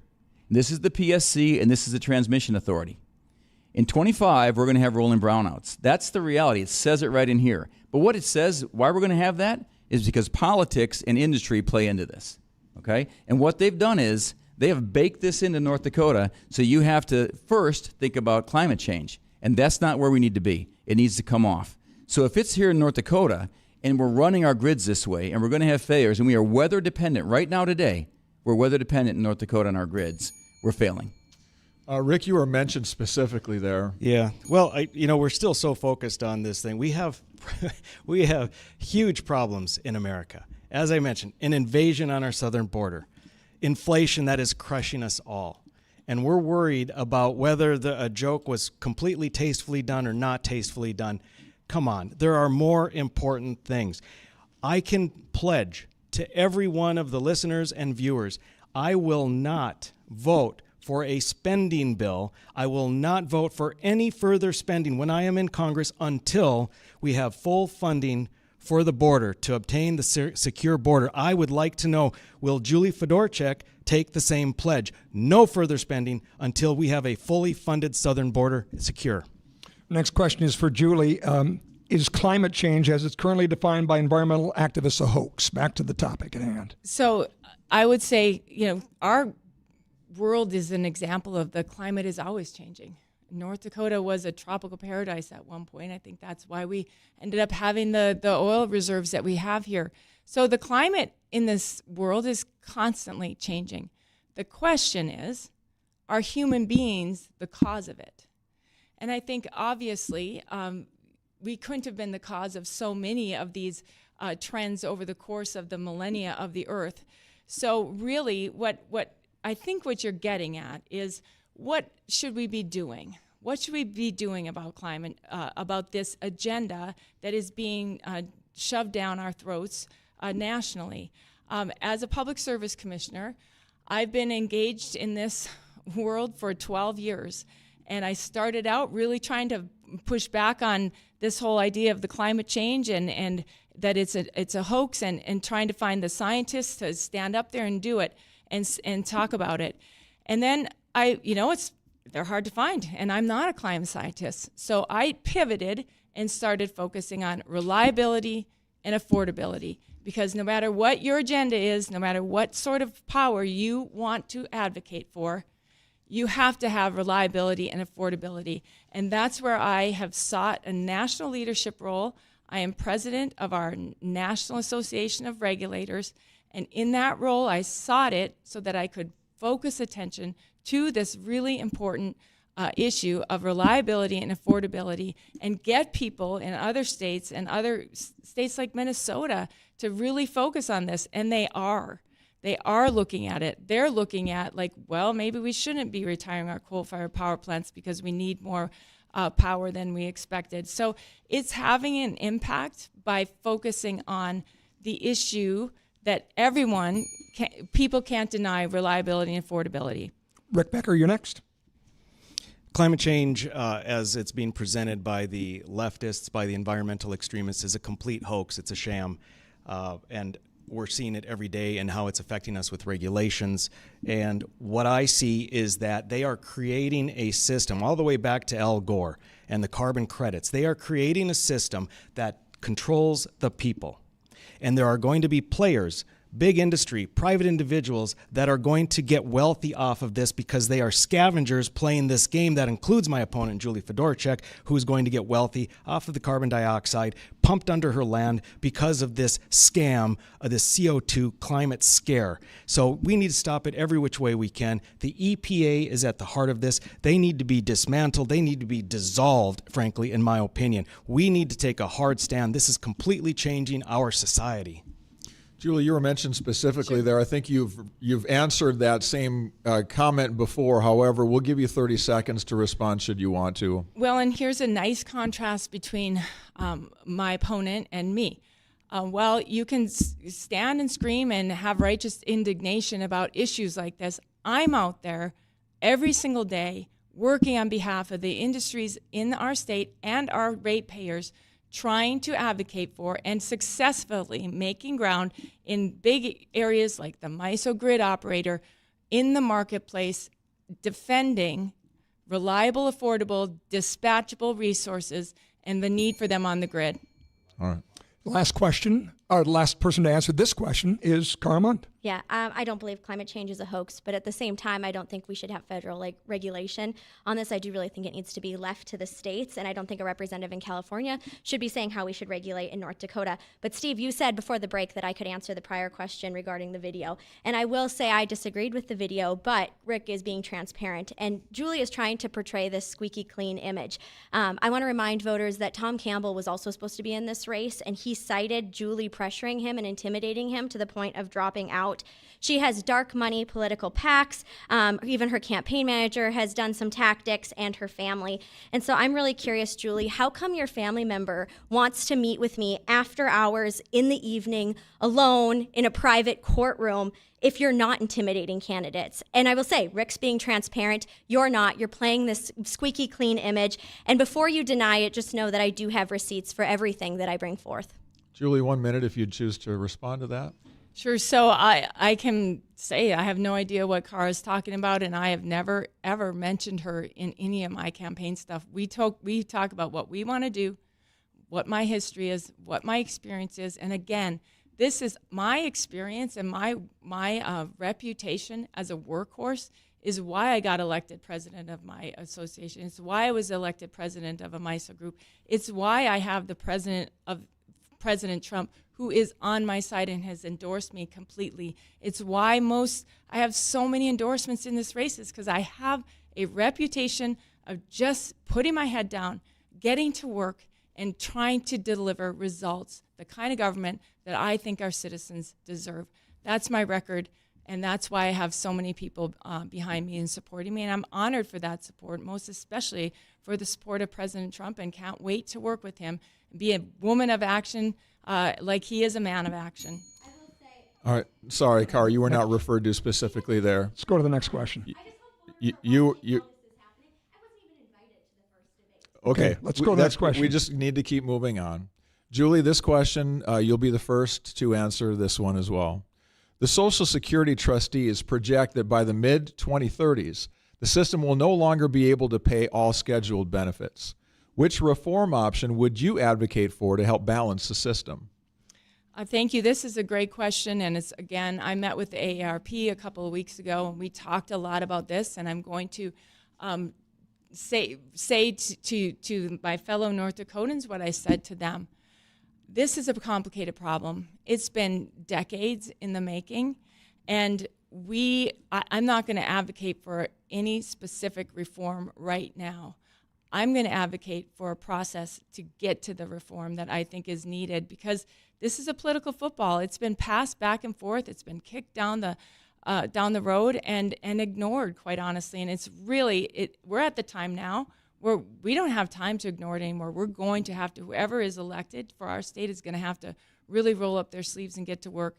And so I pledged the AARP, and I'll repeat that pledge here, is that I will do what I do on other big complicated issues, bring people together, learn, understand, ask questions, what's working, what isn't working. There's a lot of different options for reform. I think it would be short-sighted for me to suggest that right now I know which one would be the best. We're going to have Republicans and Democrats working together on this issue. And I think it also sort of curtails a good, fulsome process if people come to the table with all of their predetermined decisions on the front end. We have to come to the table open-minded to look at what are the possibilities, what's the trade-offs. There's big trade-offs for no matter what solution you propose. So that's what I am going to do when it comes to Social Security. Really work hard, get all the important players in the room together or in a working group together, and advocate for them working on it for maybe a year or however long we need to get a bipartisan solution brought forward that won't be destroyed on day one when it's proposed because of the different interest groups who weren't at the table and are going to oppose it. All right, Rick, that question goes to you. Yeah, that's interesting. What I heard there is the plan is to talk about planning to plan something. So I'll try and give a more concrete answer. And first off, we can do it, but we must do it in a way that everyone who is currently receiving Social Security benefits, or everyone who has paid in for many years and is coming close to receiving Social Security benefits, they must be held whole. We need to have an honest conversation in this country. We need to do reform, because if we don't, it won't be there for the next generations. Let's have this discussion. Let's keep the people who rely on it whole. Let's reform it. We can raise the age, again, not for people that are about to get it, for those that are entering the workforce. When it was started in 1935, the average lifespan was 61 years for a man, 65 years for a female, and it started at age 65. So it started after lifespan. We are now up to 72, 74 years of a lifespan, but yet we've only increased it from 65 to 66, soon to be 67. We have to take a look at what we can do here. There are many ways to do it. We can, in addition to the age, we can increase the wage cap. And what we need to do is transfer over, hybridize, and move to a 401k style model. The money that people put in there is not there because Congress spent it all, which goes back to the primary problem in the United States with our elected officials is overspending, not having a spine to say no to the omnibus bills, to spending bill after spending bill after spending bill, putting us further in debt, making it so that we can't fix Social Security. Again, I'll say it again. I will not vote for a spending bill until we get the southern border secure. I challenge Julie to make the same pledge. Cara. If you are concerned about Social Security, Medicare, cuts, I am your candidate that has pledged to protect it. Social Security is not a handout from the government. I'm paying into it right now. You have paid into it. You want it there for your family, for your children, for your grandchildren. And so it is a complex problem that we need to bring solutions to, which is why I think it's crucial we have a moderate. Again, we have the Farm Bill, we have Social Security. We need someone who's going to reach across the aisle and work to get the best deal for North Dakota. My potential solutions are we do need to raise the cap. So right now the cap is $168,000. We could raise that. We could also enact a donut. So after $400,000, Social Security then, comes back in. There are potential ways to solve this, but kicking the can down the road, fighting within the party, staying too far to the right or too far to the left is not going to bring solutions. And you have paid into it. You deserve that money. I'm paying into it. I deserve it. And I am the Republican who will protect Social Security, Medicare, veterans benefits. Okay. Alex? Yes, you've heard me say before, we're not touching Social Security. You can say what you want about it. We're not raising the cap. We're going to make that fund whole. So if you think you can't do it, it's because you don't have the experience to know how Washington works. And the bottom line is the money's there. So you can pretend it's not. You can get on that bandwagon the Democrats want to gain votes with, but the money is there to make it whole. Now, you may have to talk to Americans and get more Americans working and get growth going and get small business working, because small business is one of the biggest contributors to Social Security. But you're not going to stop those benefits. And it's interesting to me, and it's really the sign of a weak leader with poor judgment, who changes their argument every single time we bring it up. So you made a mistake, Rick. You should just admit it and not say, I want to talk about something else now because you caught me on the Mulvaney thing. And the second piece is, I notice you don't say Ponzi scheme anymore, because you had a litany of Ponzi schemes in the other debates, and we offered actual solutions to North Dakotans that went away, because that's what you need to have those real solutions. So we've gone through this whole series of debates, and I'm real kind on these things, but when we continue in these debates and all it is hogging the mic so you can get more comments because you want to argue with somebody else, North Dakotans aren't getting their due. And their due is that they get to hear what we think. If you don't think you can save Social Security, just tell people that. Say, you're done. We're not going to give it to you. We're going to fill it out. We're going to kind of make it. We're going to raise the cap. We're going to think about it. That's not how it works. Take a stand on it and work for North Dakotans. Rick, you were referred to specifically Yeah. there. So, I'm not sure what Alex's tactic is here. He wants to talk about Mulvaney all day long. I'm not sure why there's such a fixation there. But as far as changing my tune, not at all. I think that the listeners heard me say the money's not there. Okay, I'm referencing the fact that Social Security is a Ponzi scheme. It is. I'm not backing away from that. When you pay in money and someone takes that money, it's no longer there, and relies on someone else, the next generation, to pay in so you get the benefit, that is the definition of a Ponzi scheme. As far as hogging the mic, good Lord, you guys are giving me the exact amount of time I'm allowed and nothing more. So I think that Alex's awareness of the fact that he's only got 5% in the polls, and that really it's a race between Julie and myself, with Cara Mund with a distant possibility. He's worried about that, and he's trying to try and split the conservative vote so that Julie gets in. I understand the game. I'm willing to play the game. I've been playing it. I'm going to still keep fighting to the very end. We're going to get the conservatives on my side, and I'm going to be in Congress. All right, next question is unique. It comes from, I'm sorry? Yeah, we got all speak, guys. On the spending. 30 seconds. So Rick asked me if I would pledge not to vote on a spending bill until the borders are closed, and I will say, I am very confident that President Trump is going to be elected, and when he is, I'm going to be there hand in hand with him, working to force others in Washington to get serious about and close down the border. So, yeah, I'll take that pledge, but here's what else I'll say. If President Trump needs more funding for the border shutdown, then I will stand with him ready to help support that. Okay, Alex? Who 30 gets to seconds? be, Yes. Okay, go ahead, Alex. I can do 30.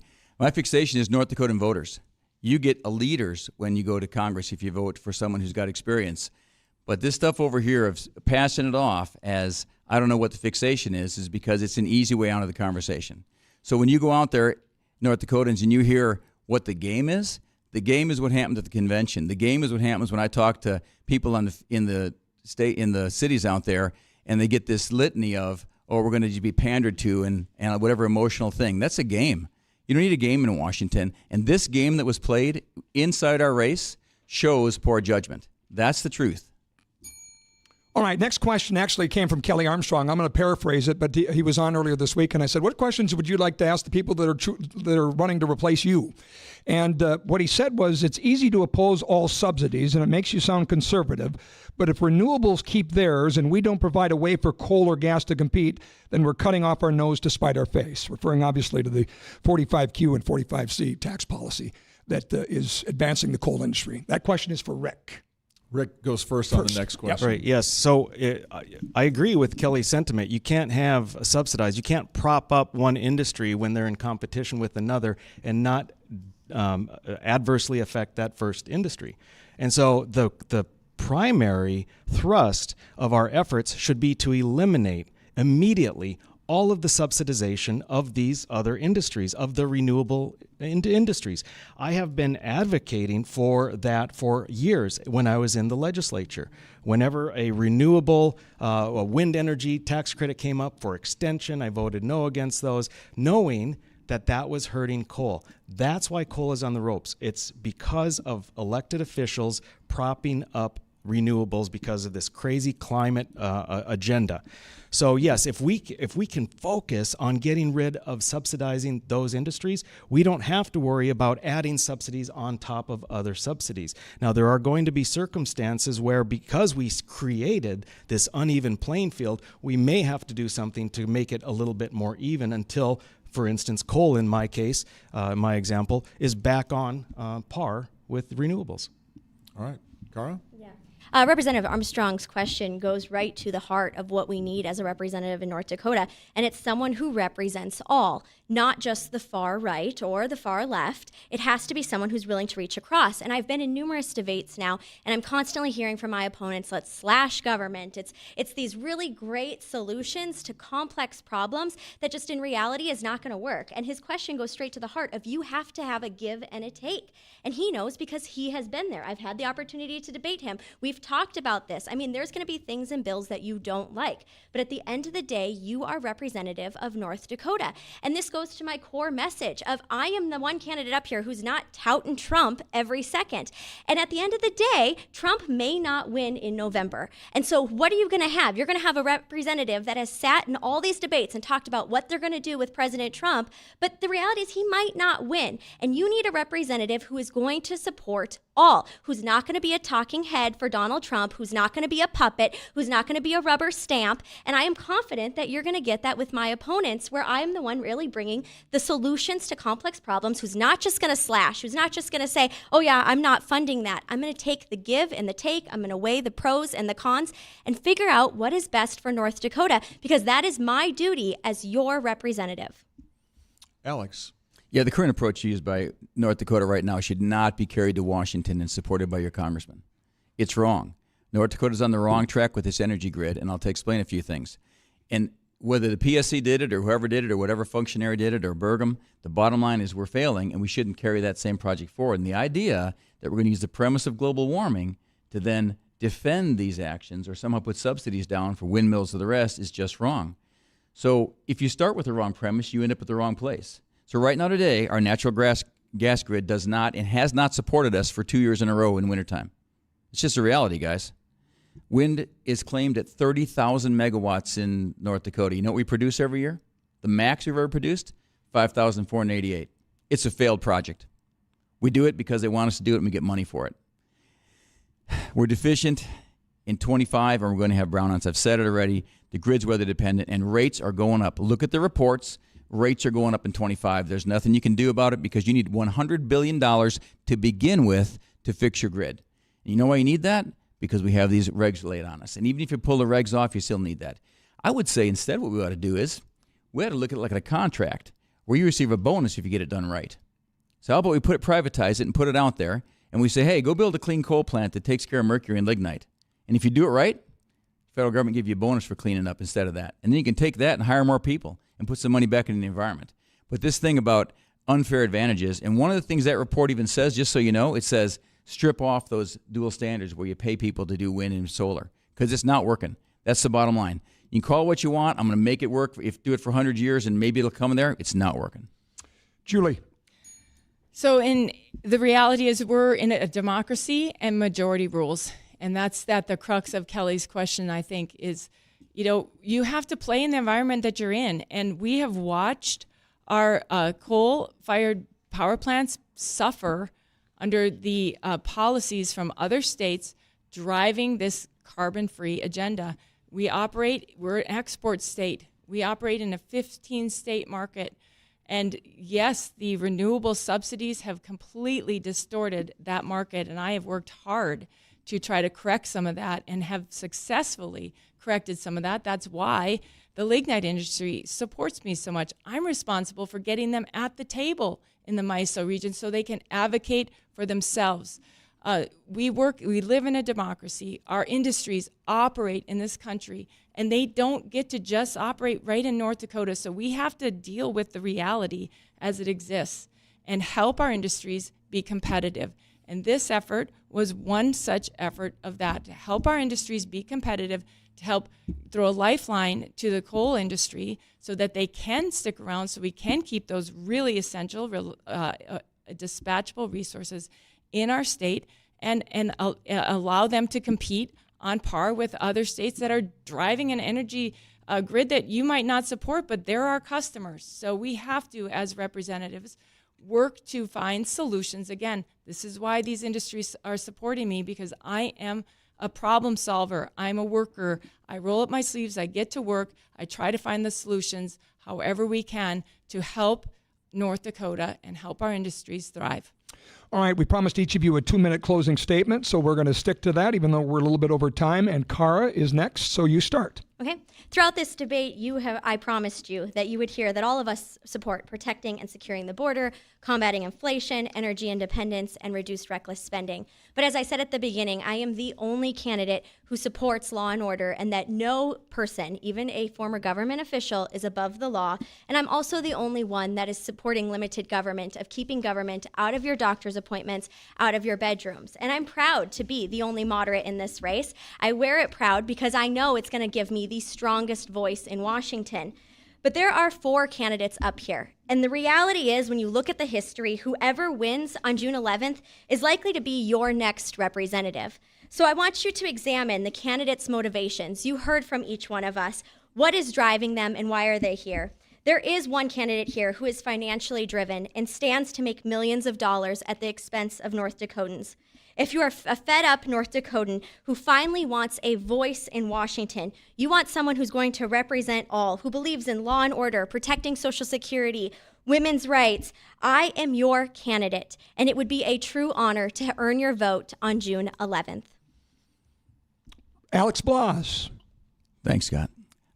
When I got in this race, people said this would really be terrible and probably shouldn't do it. But I'll tell you what, this race has been great because most of it's been spent on the road talking to North Dakotans. It's been an honor meeting every single one of you and talking through these things. We don't do sound bites, so I spend a lot of time out there, and sometimes we leave really late. But it's where we should be as candidates. It's where we need to be as representatives for you. So why run now? And Cara brings up a good point. You know, I think it's time to serve. I think that's what we need to do. Go back there and do our job, take care of what we need to do with America and get it right on the right track. We need to turn this ship right now. So, yeah, I think it's difference between candidates. I think my experience makes a difference. I'm asking you to assess that and look at it going forward.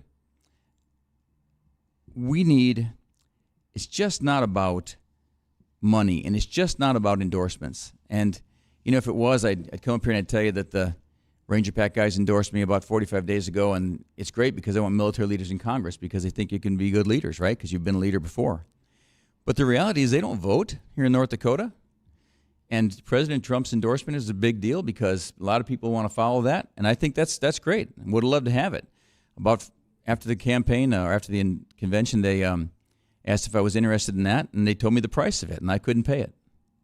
So I didn't get it. I did ask him if he'd endorse me, but I didn't hear an answer. I mean, if I could endorse him for a fee, but I didn't get that back. The bottom line here is that I don't like being told who to vote for. So a 500-person poll held in North Dakota in a small community saying who's in the lead or who has 5% or 14% or whatever else doesn't mean a thing to me. And for North Dakotans, I would offer, if you like being told who to vote for, you should listen to those polls. So you should listen to the candidates who tell you that you've got to vote for them because they're the only ones that can save you. I'm asking you to vote for me, and I'm asking you to send me back to serve. And that's what I do when I see you every single time I'm on the campaign trail.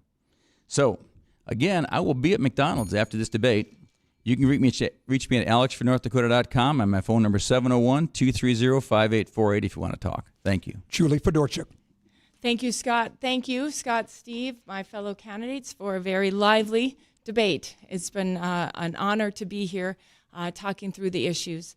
As a mother of 3, I entered this race because our way of life in this country is in jeopardy. Biden, as president, has failed us and leaves a trail of messes. that we need to fix, and we need serious leaders in Washington to get to work fixing them.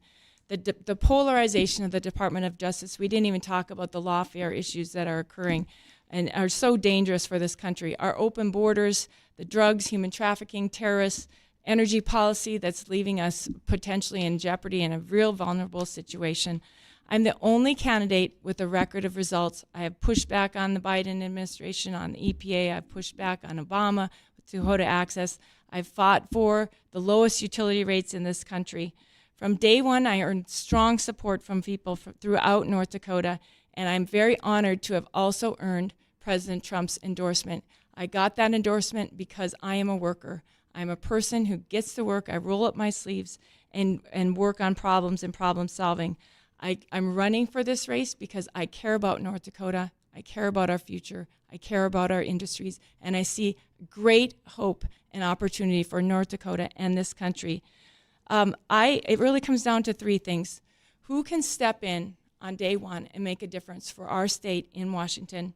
Who is strong enough to fight back and to push hard for the things that we hold near and dear? And who do you trust with your one voice in Washington? I would be honored to be that voice. I believe I hit a yes on each one of those questions. And I'm asking North Dakotans to go out on Tuesday, June 11th, and vote for Julie Fedorchak for Congress so I can be your strong conservative voice in Washington. Rick Becker. Thank you. I want to make a little distinction. Julie twice said that we live in a democracy, and it's very important to know the distinction. We live in a constitutional republic. Very, very important. We need to make sure that that we appreciate that. I would say to the listeners, you have a choice before you. You can be manipulated and fall prey to the tactics of a status quo candidate, or you can go with your gut, because I know that your gut is telling you that I am the candidate who will fight for you. The candidate who has 10 years of not backing down, of being principled, of taking the slings and arrows. I will go to Congress and I will continue to fight for you, for your First and Second Amendment rights, for your Fourth and Fifth Amendment rights, for the civil liberties that we all deserve. I will be there day in and day out. I need to go there because I'm trying to make the future better for my 4 kids and my 3 grandchildren with a 4th one on the way. I need to do this. I am called to do this. I want to be there for you. No one has a stronger record of being a fighter, of not backing down, of not compromising. I will be happy to work my tail off for you in Congress.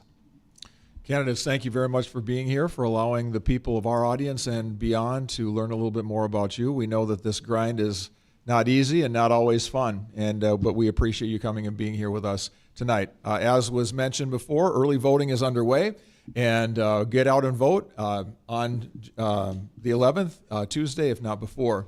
And thank you for being here with us for this U.S. House primary debate here on WDAY and WZFG. Thanks so much for being with us, and have a good evening. Take a short break. When we come back, you'll give you a chance to rate the debate. Give us a call, 701-271-1100. Throw a comment at the Facebook page for the debate where we broadcast this entire event, and will be archived right there as well on our website, so you can see this again and again if you'd like, leading up to informing your vote.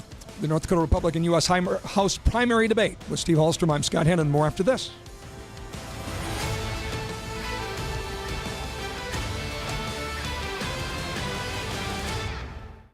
You heard from the candidates. Now we want to hear from you.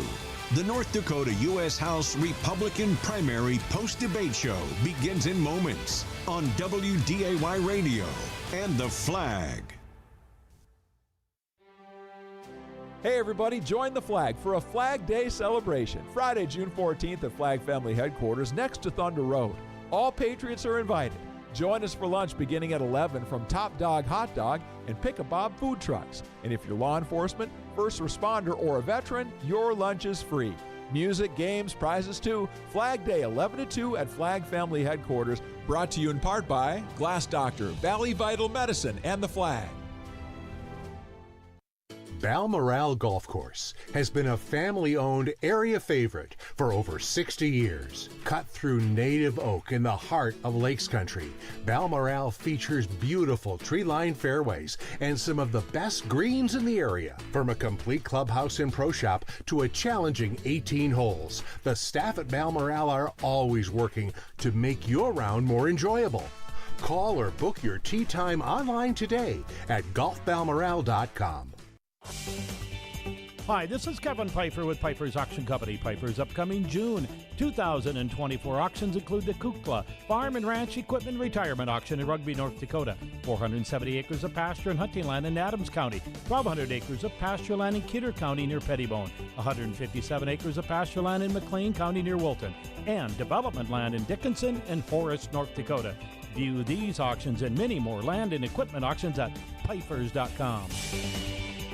At Began Vision, a team of board-certified ophthalmologists offer the latest in premium lens cataract surgery, including the exciting new light-adjustable implant technology. Began Vision also offers bladeless LASIK with eye design, minimally invasive glaucoma surgery, and treatments for a wide variety of eye conditions. Dr. Strinden, Dr. Began, and Dr. Winkles are native North Dakotans with a combined over 70 years of experience. Call their office to learn more about these dramatic advancements in eye care. Began Vision. Experience you can trust.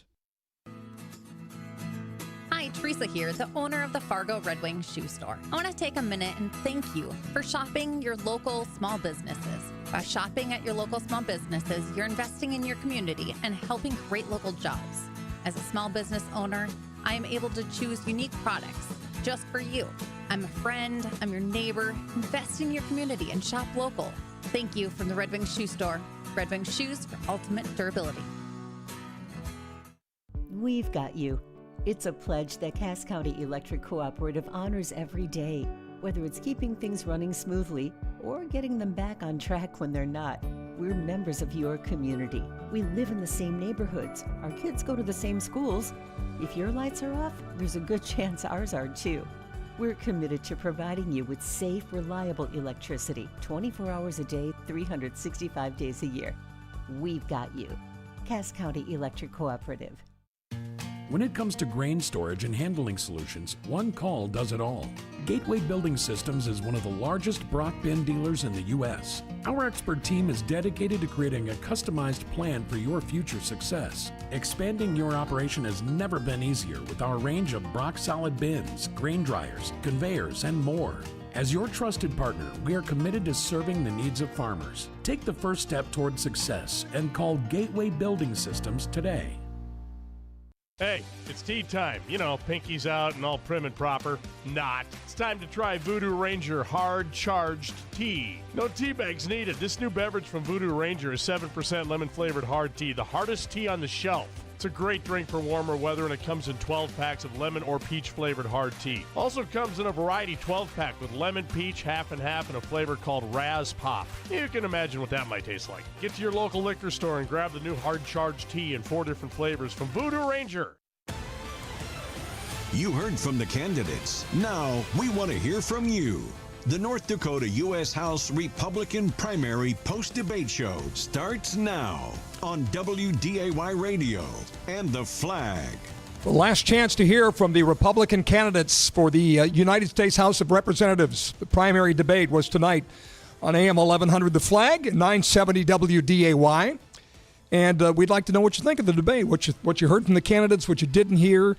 Just give us your feedback and rate the debate. We'll do this all over again tomorrow night, as we will have the candidates for the primary in the governor's race. Kelly Armstrong and Tammy Miller will join us tomorrow. That debate will start, by the way, at 7 o'clock tomorrow night, pregame at 6:30 for that, a 1-hour debate. Just want to give you a little preview there. But we'd love to hear from you, 701-271-1100.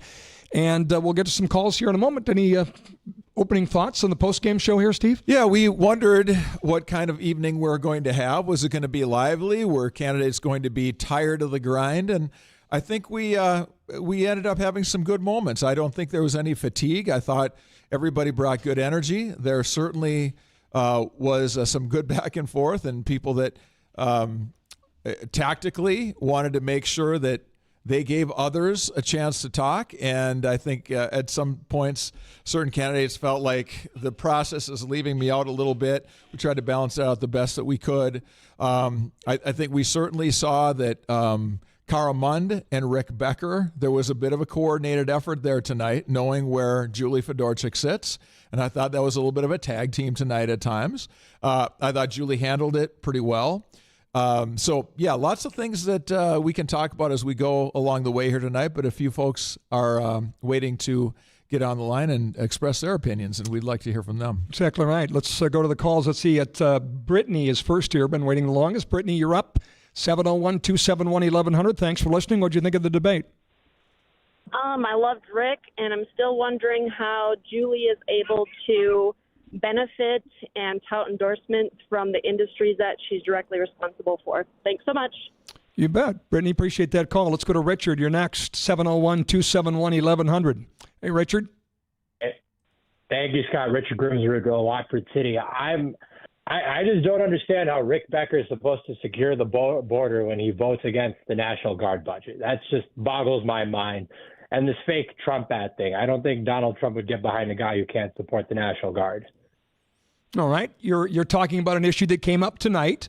Related to that, what Rick Becker says is, I voted against the budget so that it would come back and I could trim some of the fat out of it, is what he says in response. Is that not a good answer for you, Richard? I just don't believe that. He's had many opportunities between that vote until now to answer that, and it just seems pretty coordinated. All right, interesting points. Appreciate it. Love your feedback here. Judy, you're next at 701-271-1100. What did you think of the debate and the candidates tonight, Judy? Yeah, I thought Cara Mund was fantastic. I mean, she says it like it is, and she doesn't say what what the Republican Party wants her to say, and she's just a great breath of fresh air to everyone. She, by the way, made a point tonight to say that previously, in the pregame to tonight's broadcast, she was referred to as someone that had run as a Democrat before. That was an error of mine. I honestly thought when she ran against Kelly Armstrong, she was running as a Democrat, but she ran as an independent, and she corrected that tonight. I apologize for that mistake, but she cleared that up. But she definitely wanted you to know that she heard you say that, yes. though, and wanted to clear up the record. And good for her. I'm glad she did. Yep. Am I still on? You are, Judy. Yep. Oh, yeah, sorry. Well, yeah, I mean, she didn't have the opportunity to run as a Republican last time, and she did run as an independent. And, you know, she's the way the Republican Party used to be, that I think a lot of us want it to go back to, who are lifelong Republicans. Very good, Judy. Appreciate your call. Thank you. Lyle is up next at 701-271-1100 on the post-debate Rate the Debate show. Go ahead, Lyle. Okay, I was conflicted as to who I would support or would vote for. Today kind of cleared things up for me. I was leaning towards Rick Becker, but a couple of things stand out that I think has been a big mistake, the biggest mistake since the Kristi Noem revelation of shooting a dog, is that that ad with that transgender person was poor judgment at the very least, and his continued insistence on that Julie Fedorchak was benefiting from this carbon solution pipeline thing. I can't support Julie Fedorchak. She kind of evaded too many questions, and she danced around the question I posed earlier, whether she would support sending more money to Ukraine. I kind of danced around and said we needed to support Ukraine, which I agree, but there are many other ways to do this. Cara Mund, I think, is a one candidate or one issue candidate that spent too much time citing in attacks on Julie Fedorchak rather than exposing any ideas she had other than the general generalizations about supporting border security and that. I think the winner and the one that gave specific answers, more concrete suggestions, was Alex. I liked a lot of what he said, and I'm going to vote for him, hoping that somewhere in the future he has a part in North Dakota, because I think he represents the values the best of any of the four. I think we need to hire Lyle as a political analyst. You did a pretty good job of summarizing a little bit from every one of the candidates. Yes, sir. All right, well, I appreciate the time and the fact that you're doing this to help us get a chance to at least hear what the candidates stand for. Appreciate your taking the time to do this. Well, Lyle, we thank you. When we plan these things, you think, okay, if just one person who didn't feel like they knew the candidates listens and says, you know what, I now know enough to make a choice, then that's all a reward that we needed to get out of tonight, is that one person got the clarity that they needed to make their decision. So you pay us a great compliment by listening tonight, and we're very thankful that you're heard enough for you to make an informed choice, Lyle. So we appreciate that. Appreciate you listening and appreciate you calling us here this evening to let us know about it. Okay, and I'll be looking forward to tomorrow night's debate. Yes, we'll do this. We'll do this again tomorrow night. We'll do it all over again. Yep. 7 o'clock tomorrow night, 6:30 pregame. Lyle, thank you. That opens up a phone line for you at 701-271-1100 if you want to call in and let us know what you thought. Who made a good point tonight? Who said something that you weren't expecting?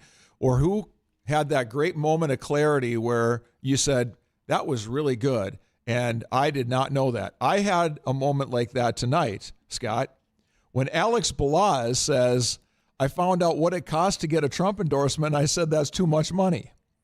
I want to know more about this, by the way. I've never heard of such a thing. And it was what you're right to me that he said the Trump endorsement is up for the highest bidder, which I've not heard this before. I don't know. And by the way, Alex went over to McDonald's on 32nd. So yes, he did. He said he was going to McDonald's, but he forgot to say which McDonald's he was going to. So if you wanted to bump into Alex Balazs, you can. At the Love's Truck Stop. You can cruise on over to the truck stop there hanging out at McDonald's. What he maybe meant, I don't know. I shouldn't put words in his mouth, but when I heard that, what I thought was that the Trump campaign in their endorsement apparatus looks for amount of fundraising that you would have to be able to see it, to be a formidable candidate. Oh, that's possible. You know what I mean? Yeah.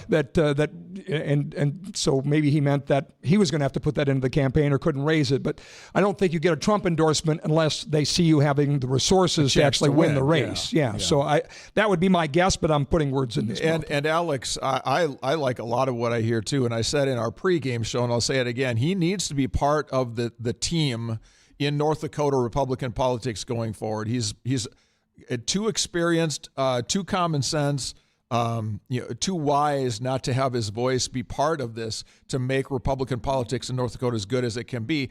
I'm disappointed that there wasn't someone that was willing to get behind him, even though he was endorsed at the convention, to put some money behind him, because this is going to sound bad, but he did not run a serious campaign, because you have to be able to have the money, and probably no fault of his own. I'd be in the same spot. I don't have the money that a doctor and a public service commission person who has endorsement from all these. I wouldn't have that money either. But it's disappointing to me that there wasn't a way that he could mount some resources together to try to get out there a little bit more, because it just wasn't necessarily in the cards for him, knowing that he did not have that marketing budget. It's such an important part of the formula. Full bank of phone calls here, so let's go next to Debbie. You're up on the post-debate show. Debbie, what's on your mind? Well, I appreciate you guys holding the debate tonight. I think it was great. I was a Rick Becker supporter, but when President Trump went to endorse against him, I had to go with the president, and even then I wasn't sure, because I don't know Julie Fedorchak very well. But tonight, with Rick Becker doubling down on Dylan Mulvaney and transvestites, and I don't know. And then I went and looked at his votes, and he's taken votes against he favored giving child abusers, letting them out on the street. And so that's not someone we can support. And I liked Alex. He was pretty good, made some good points, but he's not going to win. I think everyone ganged up on Julie Fedorchak because they know she's going to win. Cara, yep. Cara. She just whined. She just whined and whined and whined the entire time, and it was disrespectful how she talked about other women. Disrespectful how she talked about other women and what they were going through and when they were having kids. She should be ashamed of herself. She's got a lot of growing up to do. Let me ask, what did you hear specific? I'm trying to remember what those moments were. Could you enlighten me on what you heard? She spoke to the other women on the panel and talked about when she would have children. That is not her business. And we need women, if she wants to be a woman leader, she should lift other people up, and she didn't. She tore them down. And so I think she's out. She and Rick were just too desperate tonight. I really do like Alex. I do. I don't know. I think I might need to go with President Trump on this one. Very interesting to hear your machinations and your kind of back and forth, come in leaning towards Becker and then, going back for Julie. That's exactly why we do these debates. We want to know, what were your preconceived notions coming in? Who were you supporting? Did that change? Did it change your vote? In your case, it did. So glad we could. It did. Rick Becker was supposed to be the conservative. He's supposed to be the, I thought he was. And, he was at he talks about the, government spending and all that. But then, once Trump endorsed Julie, I had to look again. And then tonight I just had to do some more research. So thank you guys for putting this on. Yeah, thank you. Well, Scott, I guess we're being reminded the importance of Donald Trump's endorsements in North Dakota. So far, you Sounded bet. like our last friend there. Which I think should surprise no one, actually. Do you think that that doesn't surprise me at all? That's a powerful endorsement. The fact that you would just go with that to make your choice is a little surprising to me, but I'm not judging anyone and how they're doing it. I think North Dakota. North Dakota might have it's in the top three for sure, and it's bounced back and forth between West Virginia and North Dakota, and I forget the other state, maybe Utah, that had the highest favorability for Donald Trump. Mm-hmm. But North Dakota's up there. This is Trump country, no doubt about that. Clint, you're next on the post-debate show. You wanted to say what's on your mind, I did, didn't you? I did. That's tomorrow morning. Yeah. Hey, Clint. Julie said it herself when she gave her definition of conservatism that she talked about over 30 years growing North Dakota government and North Dakota creating opportunities for people. That's a definition of socialism. And then she wanted to talk about democracy. When you guys talked about Alex and the money involved, my gosh, they bought a radio program in Bismarck between Summit Carbon and PSC. We have 2 hours of paid propaganda on the radio every single day. Right now, a Republican or a conservative that doesn't agree with Julie would probably get a fairer shake on Joel Heitkamp's program. I mean, that's how pathetic this has gotten. And I don't agree with Cara at all. But you know what? You guys should have let her respond. You shut her mic off once. You let Julie talk way past her 30 seconds every time. You didn't let Cara respond a few times, basically, almost giving the "you don't deserve to be here" No, vibe. Clint, I'm sorry. I don't mean to be rude to interrupt you, but I didn't think it was right. I need to tell you why we did what we did. Going into the debate, the rules were made very clear to the candidates that if you are mentioned specifically, if a comment is directed to you personally, you would have the chance to respond. Cara wanted to get involved. The one time I said no, she was not directly mentioned. Then she said, but Julie's had all this time to talk and I haven't, but that's not the rule. And if anything, on the conservative side, we talk about rules and being consistent. I felt badly for Cara. I had hoped that she would, and I said, please take the time at another question later to say what you wanted to say, but I had to be honest with the rules that we had at that point, and I would have been setting new precedent by doing that. So I hear you, Clint, but we did have rules, and we tried our very best. Are we perfect? No, but we tried our very best to respect the rules that we told the candidates we were going to abide by tonight. I wanted to also let you know, Clint, that I was running the clock, and And I would agree, Julie had probably as much time as anybody, but she took the full 2 minutes. They each had up to 2 minutes. They didn't all take 2 minutes, but everybody's response time and their actual questions were judged pretty quickly. Nobody really abused that. Well, they stayed pretty close. They went after Julie a lot tonight, and because of that, you're going to have a lot of time to respond. Yeah. So appreciate it, Clint. Yep, Thanks for the you, call. Clint, though. Let's go to Brad. Brad, you're next on the post-debate show. What'd you like? What didn't you like? What do you think? Well, I wasn't really inspired by anybody, I guess. I didn't really see a strong leader in the group. One thing I thought was interesting, though, we're always talking about the southern border. Why don't we ever talk about the northern border? They did actually a little bit tonight. Yeah, Cara Mund brought up the northern border and mentioned that by name. 100% right. Good. That's definitely good. Did you guys know this needs to be brought to more people's attention? You can literally drive across the northern border on a dirt road in the middle of nowhere by yourself. Isn't that crazy? Yeah, there's multiple checkpoints up there, but I've heard people say that there's the most egregious roads that are. No, I've not been there. You don't even have to go up there. You can just look on the satellite maps on Google Maps. Just look for dirt roads on the Canada side. Yeah, no, I've seen them. You're exactly right, Brad. I've seen them. I've been up at been up at a farm in Antler and saw that very same thing right on the line. And the most egregious thing right now is that resources, because we have such a disaster at the southern border, have been pulled off the northern border. So they're down processing paperwork on the southern border rather than defending the northern border. So it's a mess. I think both. That's definitely a great point. Yeah. And another thing, before I let you guys go, we're always talking about deficits and national debt and all of this stuff, but the conversation is never really focused on the Federal Reserve. The Federal Reserve is a private central bank owned by private bankers. It's not federal anything. You can look this up. It's owned by private people. Our money is printed by private bankers, which is not constitutional. The Constitution says that power is granted to Congress, not to private central banks. Thanks, Brad. Appreciate your call. Others welcome at 701-271-1100. That opens up a line. Let's go to Carl. Carl, you're next on the post-debate show. Hey, guys. Thanks for having it. I'm kind of with the last guy. I can't believe we can't find a better candidate out of all of them. And I really don't trust Julie. I think she's probably a little bit establishment. And when she goes to speaking, they got to do a lot of speaking when they're in D.C., and I don't know.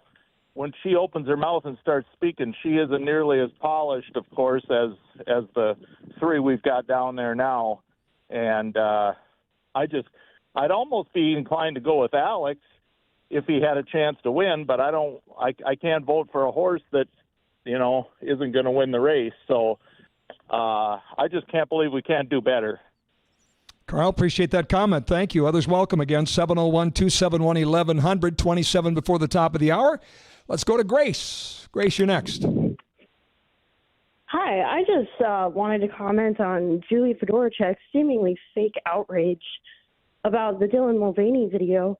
While she's touting all these endorsements from many of them state legislators who either voted against banning transgender surgeries on children or they tried to make the minimum age for transgender surgery to be 14, or they voted against civil penalties for transgender surgeries on children.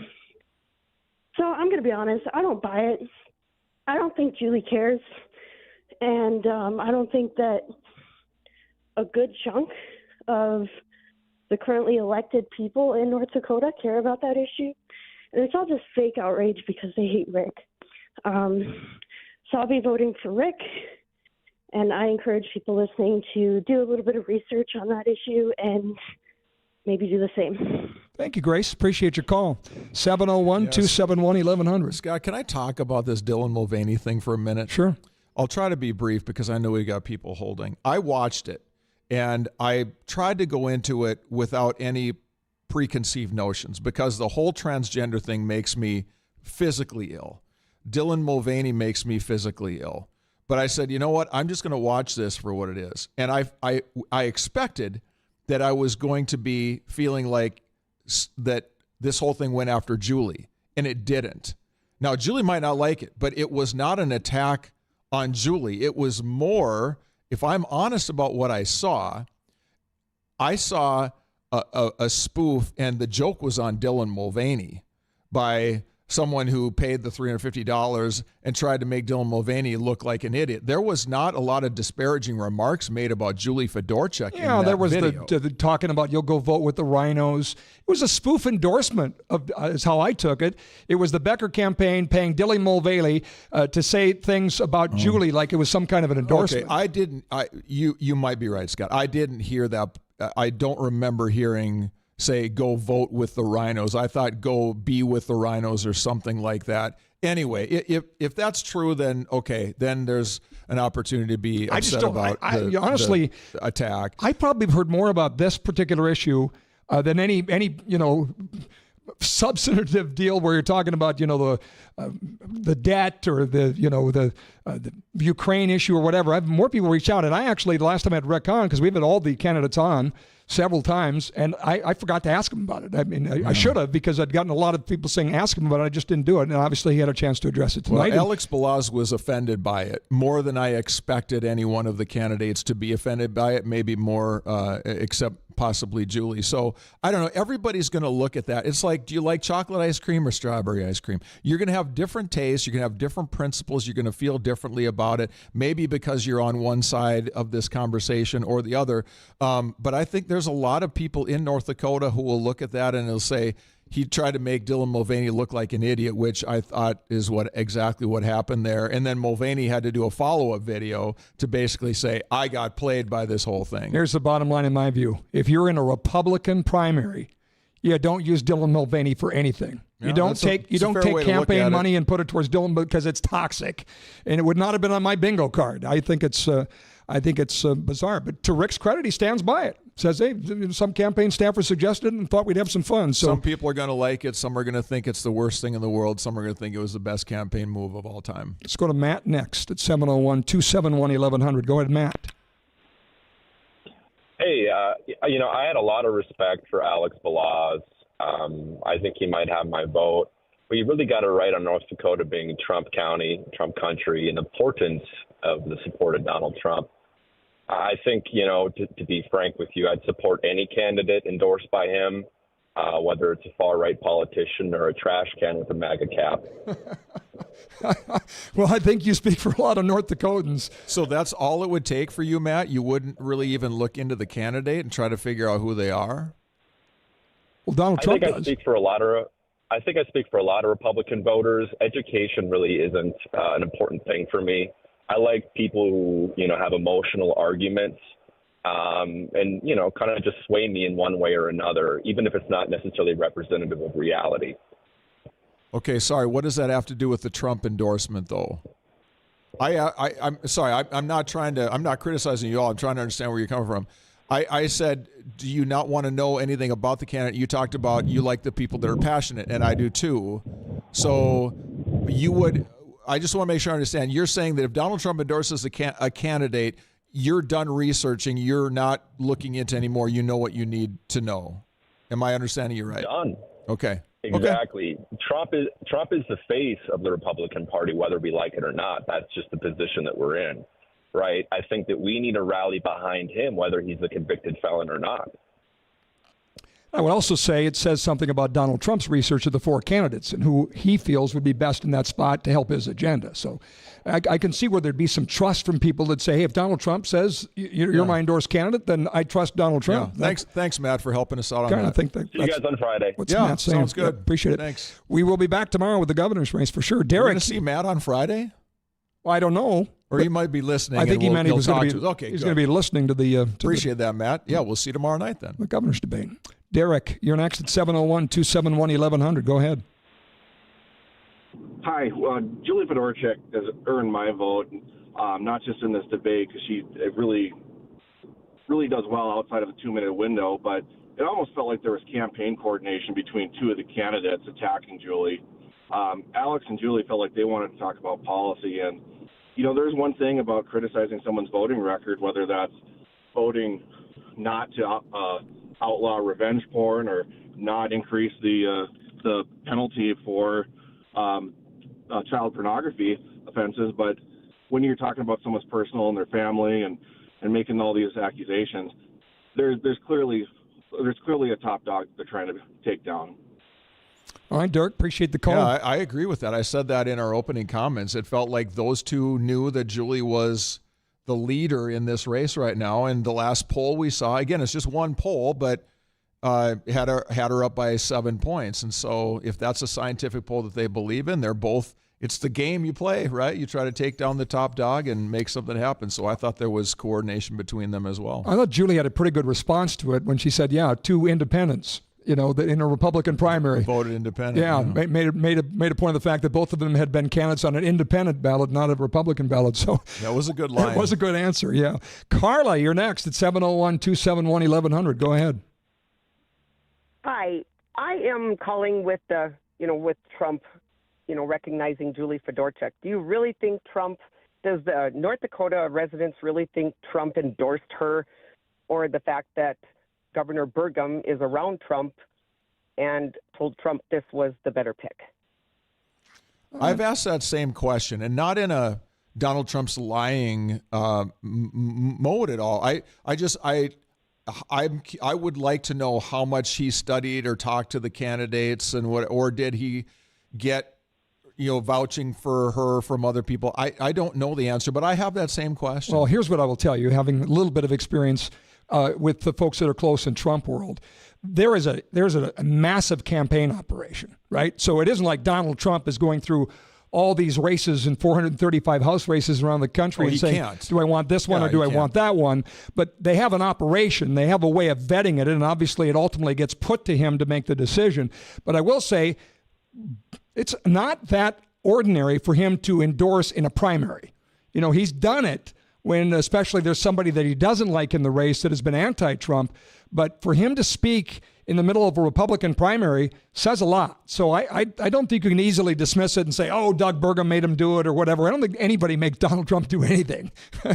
I think they have a very, very, everybody wants Donald Trump's endorsement. So they have a way of vetting it. Is this one worth it? Can they win? Whole series of criteria that go into that. I wouldn't dismiss it as easily as you are, Carla, is all I'm saying. The early polls had Rick Becker ahead by a couple of points, and so maybe there were people, maybe there weren't. I guess we just don't really know who are in his ear saying, hey, Rick Becker would not be a good candidate. Here's another one. We'll probably never know. It'd be nice to be inside the apparatus close enough to know. But you can be sure all 4 of those candidates, maybe not Cara Mund, but for sure 3 out of the 4 would have wanted that endorsement. Oh, yes. I think they all said it, too. I think every one of them did. No small thing. Thanks, Carla. Appreciate it. Let's go to Kevin next at 701-271-1100. Go ahead, Kevin. Hello, guys. Hi there. I really appreciate what you are all doing for us. Well, thank you. Yeah, no, it's been great. I enjoyed it. But Julie has the, what do I want to say, the canones?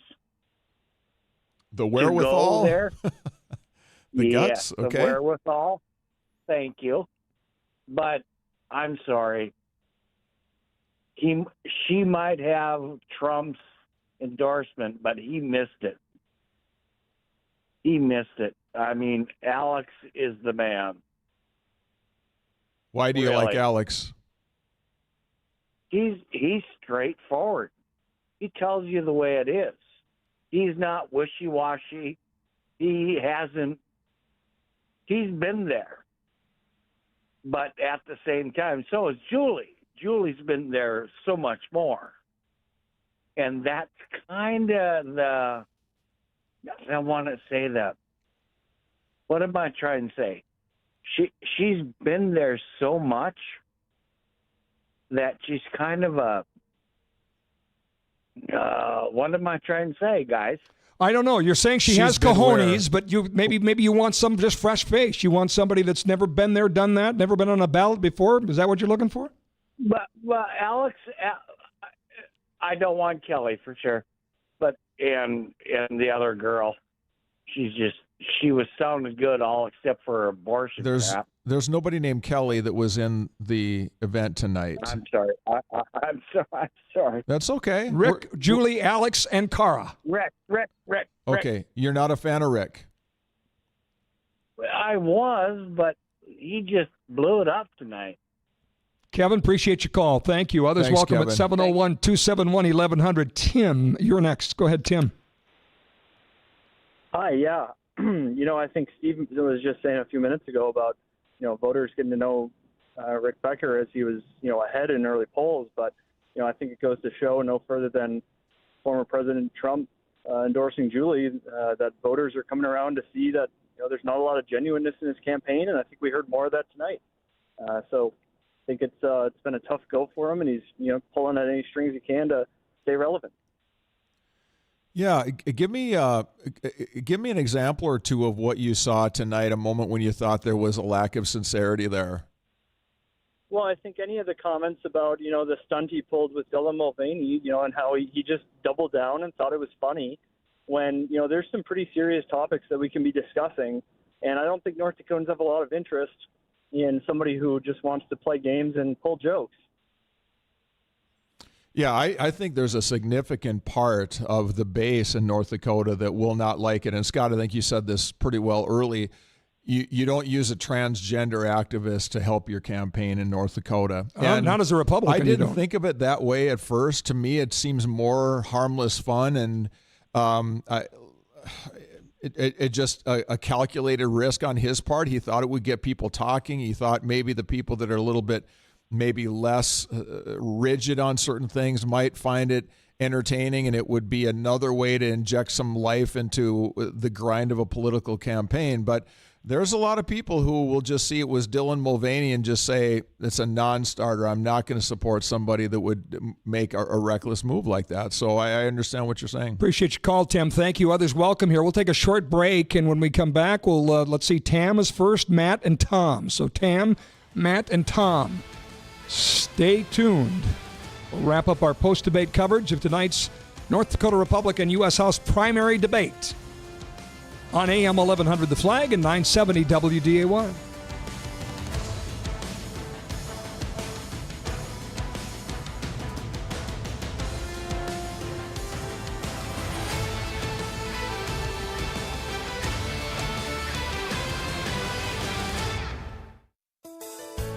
West Funeral Home in your difficult time. Have you planned for all your life's events? At West Funeral Home and Life Tribute Center, we would be honored to have that talk of a lifetime with you. Through pre-planning, we will help honor and celebrate your journey on Earth so you can leave your family a lasting, treasured memory. Discover the difference. West Funeral Home and Life Tribute Center. Little things make the difference. At Began Strinden Vision, a team of board-certified ophthalmologists offer the latest in premium lens cataract surgery, including the exciting new light-adjustable implant technology. Began Strinden Vision also offers bladeless LASIK with eye design, minimally invasive glaucoma surgery, and treatments for a wide variety of eye conditions. Dr. Strinden, Dr. Began, and Dr. Winkles are native North Dakotans with a combined over 70 years of experience. Call their office to learn more about these dramatic advancements in eye care. Began Strinden Vision. Experience you can trust. They are detectives, investigators, school resource officers and deputies, state attorneys, jail chaplains, beat cops, and canine handlers. They are the honorees of the Luther Family Ford Salute to Law Enforcement. Everyone at Luther Family Ford says thank you to the men and women who protect and serve our community. They deserve our support, our encouragement, and our thanks. So thank you to all of you who protect and serve us. From Luther Family Ford and AM 1100 The Flag, WZFG. Adam with Cheyenne Gardens is here, and we're talking about pollinators and the good flowers and things to have in your garden. Adam, do you have some favorites that you like the bees and butterflies to be able to access? Some of my favorite annuals or perennials for my butterflies and bees are, I really like the milkweeds. The caterpillars will really like feeding on my milkweeds and my parsley. They like feeding on parsley too, and so I'll use milkweed, asclepias. The other one I like to use for flowers is I use a lot of cosmos and zinnias, alliums, the ornamental onions, the sedums and asters. All those are really good to have in. Sedums and asters are good for the fall when the monarchs are coming back through and getting ready to take off and fly, move their way south. All right, and Adam, if somebody wanted to have some filler plants, some filler flowers, little holes they've got in the garden, what would you recommend? Well, if you want to go perennials, I use lots of alliums and catmints and daylilies and sedums and asters. All of them are really good filler perennials. The other one I like to use, if I'm using annuals, I'll use zinnias and cosmos and all those things to fill in my garden and make some holes filled up. Thank you, Adam. Cheyenne Gardens is a great place to wander, admire, and explore for the largest variety of trees, shrubs, and bedding plants in the area. Just 10 minutes from Fargo up I-29 in Harwood. Put Cheyenne Gardens on top of your list as the best place to visit for your gardening, landscaping, and other needs this year.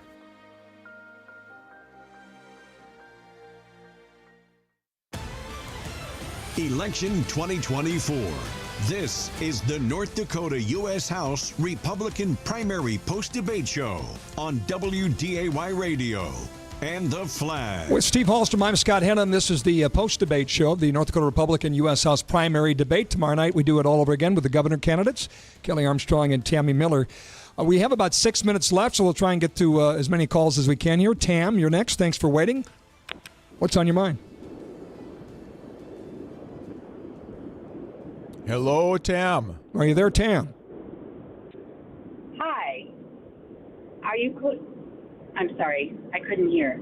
Are you talking to me? Yes, we are. You've got the floor. Yep, welcome to the show. All right. Okay. Well, I am calling to say I think Cara Mund is the most rational, reasonable candidate who spoke tonight. I like that she's an independent thinker. She's not falling behind Trump, no matter what Trump says, like the other candidates. That just really makes me sick to my stomach to hear others say whatever Trump endorses is what's right for us. This is a man who's made terrible choices in his own life, and we're going to ask that he run our country. And candidates who just say that because Trump endorsed me, I'm the right choice. Cara Mund is rational and educated, and she's going to represent North Dakota well. She's going to be able to work across the aisle. She's got realistic vision for the state of North Dakota, and I just absolutely would not vote for anyone else. All right, Tam, appreciate that. That I heard tonight. Appreciate it. Thanks for the call. We're going to give everybody their best minute here so we can get to all of you. Let's go to Matt next. Thanks for waiting. Matt, you're up. Hello. No, thanks for the... You enjoy the debate tonight, Matt? Oh. Yeah, Matt, are you still there? I think we lost you, Matt. Let's go to Tom. Tom, you're up next. 701-271-1100. Go ahead, Tom. Yeah, real quick, Scott and Steve. Yeah, Alex Balazs, he's a clear choice, and he doesn't bring all the chaos with him. I think the other two need to be, Fedorchak and Becker need to meet at dawn with Julie, you know what.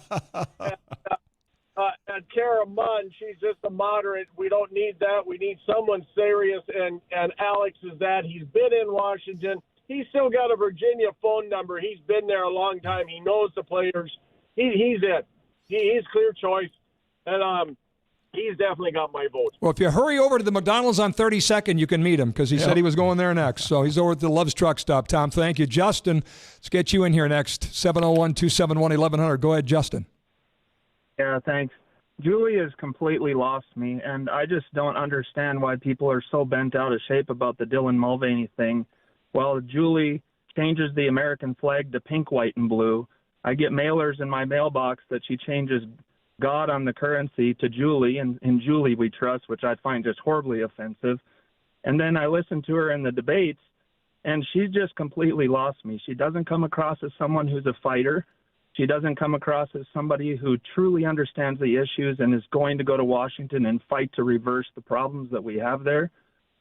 Honestly, I just think Rick Becker probably comes across as the best one who has a track record of true conservatism, not the garbage that Brighter Future Alliance and Pac Finkin want to float out there that's literal lies and distortions. But you look at his record, it shows me that he's somebody who can actually go to Washington and will actually fight against the tide of big government that we have that is the problem that is just entrenched in that city. Appreciate your feedback, Justin. Thank you. We're going to keep rolling here because we have 2 minutes left and 2 callers waiting to get in here. Isn't it amazing how people come away with very different perspectives? There's a big wide tent here for sure tonight. I love it. Joan, let's get you in here quick. Go ahead. You're up on What's on Your Mind. I'm sorry, on the post-debate show. What is on your mind? I think Alex is going to have his day. He's coming along his way. And as far as Cara Mund goes, I thought I was listening to AOC and the squad. It was just ridiculous. The voice, the way she presented herself, the immaturity. I kind of was a little startled about that. But no, I support Trump, and I think Alex is going to have his day coming up pretty soon. So thanks, Joan. Last call. Yeah, appreciate that. Thank you. Robert, let's get you in. Give me your best 30 seconds, Robert. Hey, thank you. Cara Mund, what on earth is she doing as a Republican? She has nothing that is Republican, that is conservative. What kind of disguise? Rick Becker, regarding what's his name?